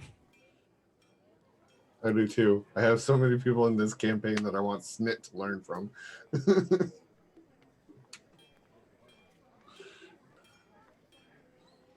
So yeah, I'll leave it at that and start getting my gear ready and mentally preparing for scouting. Okay.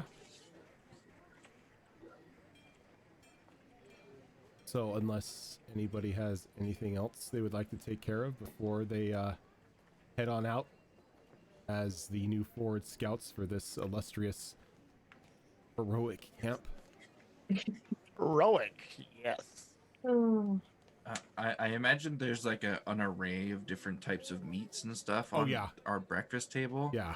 So anytime that I clear the meat off of a sizable bone, which is fairly regularly, I'm gonna stick the bone in my ration bag for Reaver to chew on later. Okay. They're gonna put it in the Goodberry bag. I was like, what? No, It's a Yeah, that's the Goodberry one bag. that that's the one that I put it in. Oh, okay. The one Yeah, that preserves our stuff. Yeah, the sack, the good sack lunch. It's the best place to put it. Mm-hmm. Oh yeah. Yeah, then Reaver doesn't have to chew so hard on it when he gets to nom on it. You know, I think I'm filling the one water skin I have with some of the good mead that's here. Okay. I'm taking it with me. All right. You want to stuff meat into your water skin? You can do that. Mead. Oh, meat. I thought you said meat. That makes that. I'm like, okay, you blend up. What are some you meat. drinking? Meat. Meat. Delicious meat. No, that would be Amelia's, and it's just the blood off of me. Yeah, you could Meat smoothie. you could definitely fill your water skin with mead. Oh, Look, I was Oh, gonna let you liquefy some That like just blend up some meat and put it in there. reminds me of Preacher. Yeah, that, I'm not gonna say no. I mean, if you want, a meat smoothie, get a meat smoothie. Just toss it in the arcane blender. Yeah. I mean, you know how at Mongolian barbecues they have the frozen sliced meat? Mm-hmm. You just take that, throw it in a blender. Yeah, there you go. Have somebody cast Burning Hands to warm it up. You're fine. God, the horrible thoughts. Yeah, that's what the sword's for. Yeah. just cast the flame tongue, hold it over the flame tongue sword the blade for a bit. And You're you know fine. what? We actually have a blender in the party. Farron. Why? Well, He doesn't when she have had 4 4 arms arms. anymore. She doesn't have 4 arms anymore. Nope. I'm a weak No, bitch. at the Farron moment. was disarmed, unfortunately. So How long have you been sitting on that one? as you gather your stuff at the south gate, everyone is given a camp kit that has all the provisions of a camp set inside of it. The tinder Cool. box, the bedroll, a tent if you wish to use it. You are also given 3 days of field rations. Those And are going in the box, in the bag. full water skins of purified water. And each of you have 2 healing potions. Hooray. What breed?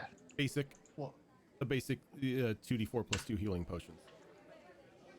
Okay.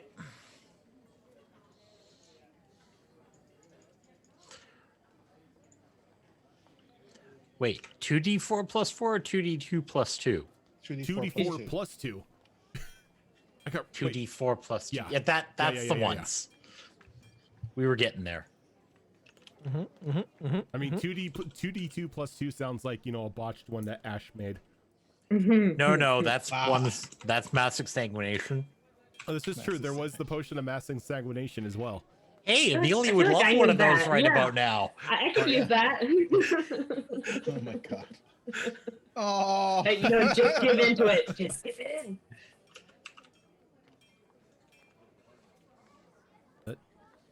As you take your first steps outside of the camp, who's going to begin to lead this excursion? I volunteer as tribute. Well, you and Rild can decide that amongst yourselves of who's going to do what. How are we gonna do this? I'll let you call it, man. What? Let you call it, man. Heads or tails? Okay. Heads. I'll flip a coin. Okay, flip a coin. I call heads. What? It is- no, it's heads. no coin. Hey! Hey, I have to use these for, something. No. Groudon, coins. I mean, I love coins. Groudon and coins. What can go Groudon's wrong? not allowed to flip any coins. No, not anymore. All right. Cowards. I get second go though. Calling me a coward. All right. So how am I gonna just do this? I can't intimidate nature because we're good for now. Yes, intimidate nature. Who Let's says see we what can't happens. intimidate nature? Let's Hey, see I've what successfully happens. done it. Intimidate the miasma. I mean, you It's can no always do longer what the Monday group does and do some Yeah, zooming. he intimidates it and brings it back. yeah. Lead the scouting party by doing zoomies. What can go wrong? Oh my god. How Nothing how will well go is, wrong at this point. how well is our path in our general direction? It's Is it very a smooth? stone pathway. It's like it was meant specifically to lead you to the temple. Okay, I thought it was gonna be like all raggedy. I was like, I'm gonna Nope. try athletics, but I don't think that'll work. I'm just gonna do just basic survival, Okay. pretty much. That's all So I'm gonna do here. go ahead and give me survival. All right, let's see here. That is a 5 to that. Sure. Okay, that would be a T3. 17 plus 5. No, 22. Okay, a 22. I like 33. I'm like 33. No, sorry, I hate math. It hurts my brain. That's fine. That's fine. I hate math as well. All right, now give me those percentile rolls.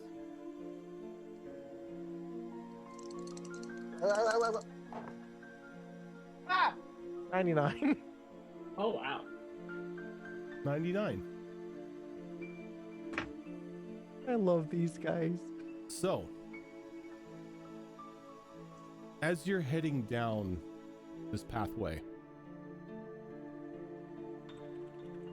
everything is quiet. Nature still hasn't really picked up once again since the miasma has left. Every now and then you do see a couple like small animals running about, but nothing that, like, for the most part, everything that would be normal isn't quite there. So, as you continue walking down your path,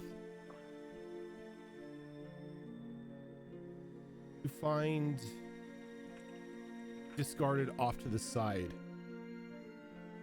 a hunter's pack, carrying the crest of a very well-known, or like the well-known Hunters Guild that all of you hail from. No sign of the owner anywhere. A bit of blood on the pack, kind of giving you the feeling that the unfortunate owner may have succumbed to the miasma when it began to bleed out of the temple. Well, what a shame. I pick it up. Okay. It's got a little bit of weight to it, not too much. Okay.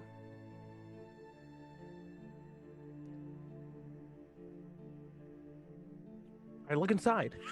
You look inside. I didn't know if that was what you were waiting for me. You find a solitary book, Oh, I like books. rather thick, leather bound. Easily a good 200, 300 pages. A singular rune sits in the center of the leather binding on the front cover of the book.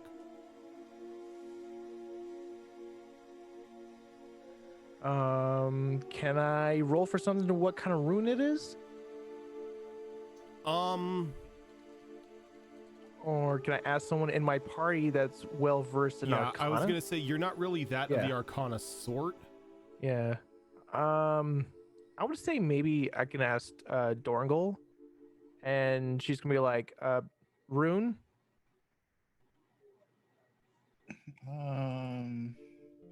I do not know the runes. I can look and see if it's something I've seen in the past, but I do not.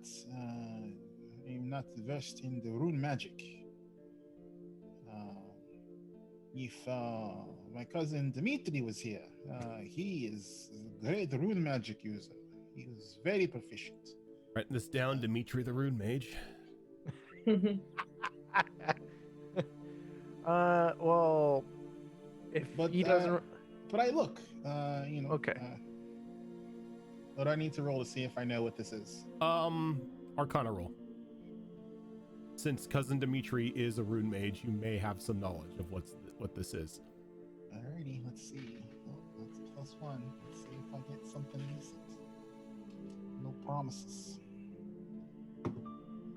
Yep, that's a 6 total. I don't know anything. This looks like a rune. Looks like a rune to me. Sorry, my friend. It's definitely a rune, but it's not one I'm familiar with. Other than, she's going to be like, look at anyone else, be like, I have a whack at it in a sense, but other than that, she'll check inside. Did I read anything about runes in all my studies? You can give me an Arcana roll with advantage. Oh, that's not ominous. No, not at all. Arcana. Just give My me the- Arcana's not high, so that's a 17. 17. So you sit there for a moment and you look at it. You don't really have a sense of what it is, and all of a sudden the answer pops into your head. The rune on this on the cover of this book is a Fey rune for transmutation.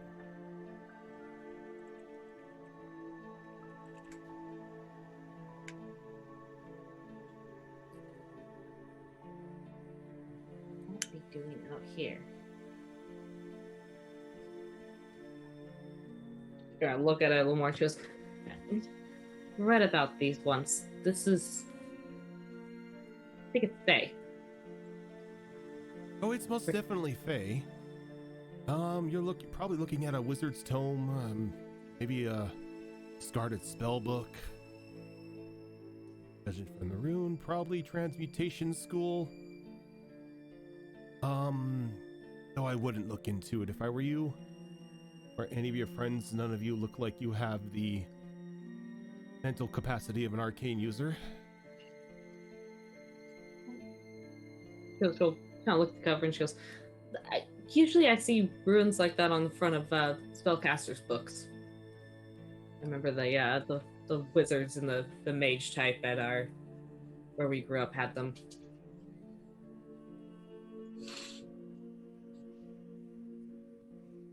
So she's gonna be like, Wizard's tome. magic. Got it.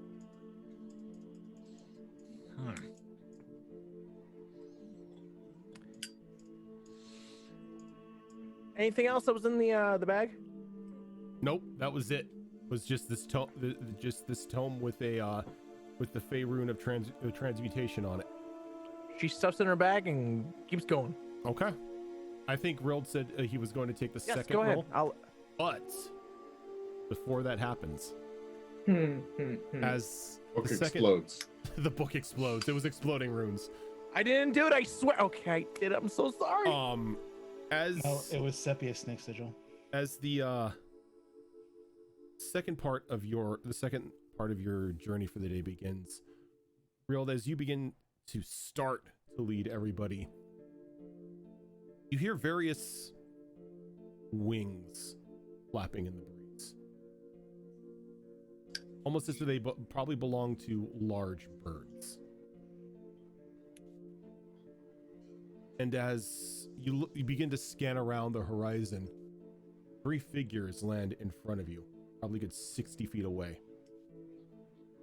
2 of Oh them, my God, if they're celestials. 2 of them on either Mouth. side have these large white flaming wings, flaming blades in either one of their hands. And the one that stands between the 2 of them, you don't see wings on it, though it's definitely glowing with some sort of pure light.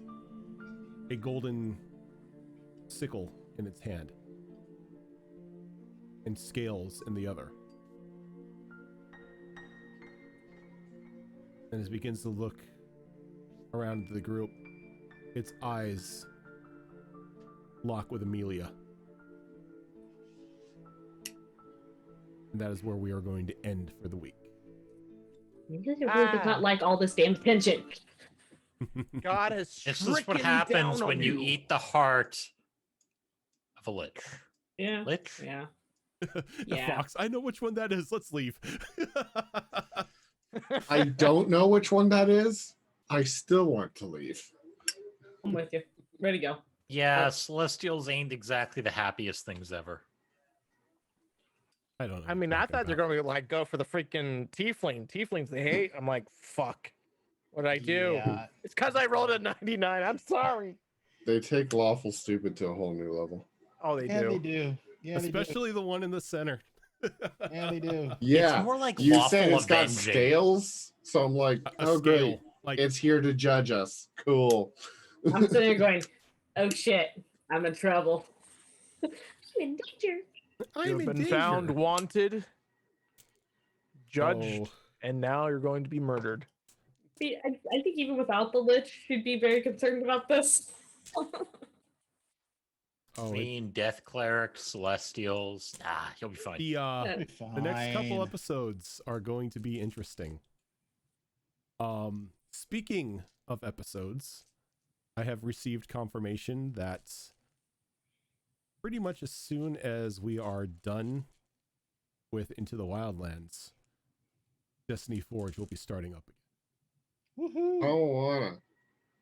You don't wanna. There's so much shit we have to deal with in that campaign. Oh yeah, there is. Oh god, I cannot wait to get back to the stupidity of that campaign. I get All I shoot want- people. It's for Amelia to survive this so that she can confront the Destiny Forge group at some point. That's all I want. You We know, should probably set up some sort of meeting yeah. with the Destiny Forge group just to refresh all remind ourselves ourselves. with the story Oh, and what's God. going on and all Yep. that stuff. Yeah. yeah, I don't remember a damn thing where we were. I do. Of course you do. We were on a blasted plane about to Oh, no, you're not uplift a library from several miles deep. You were Oh, trying. You were yes. having Dragon Waifu use the chime in order to raise the Brotherhood of Hunters library from the wreckage. Yeah, the ultimate. That's only the one thing that's ultimate. happening. What can go wrong? Yeah, and like the last thing she said was just be warned, there may be some collateral damage. Yeah. I again want to point out, he said, if it's not going to cause too much trouble. No trouble at all. All she's got to do is ring it. What Wanna happens ring after? the bell? Not particularly, but I'll do it. What happens afterwards? I mean, it can't be worse than crashing a boat into the side of the mountain, can it? Anyway, I gotta go, guys. All I'll right. catch you all later. See you later, Groudon. Can't be worse Night. than, blood raining from the sky or eyes opening up in the sky or, anything like that. Any of the other things and sky.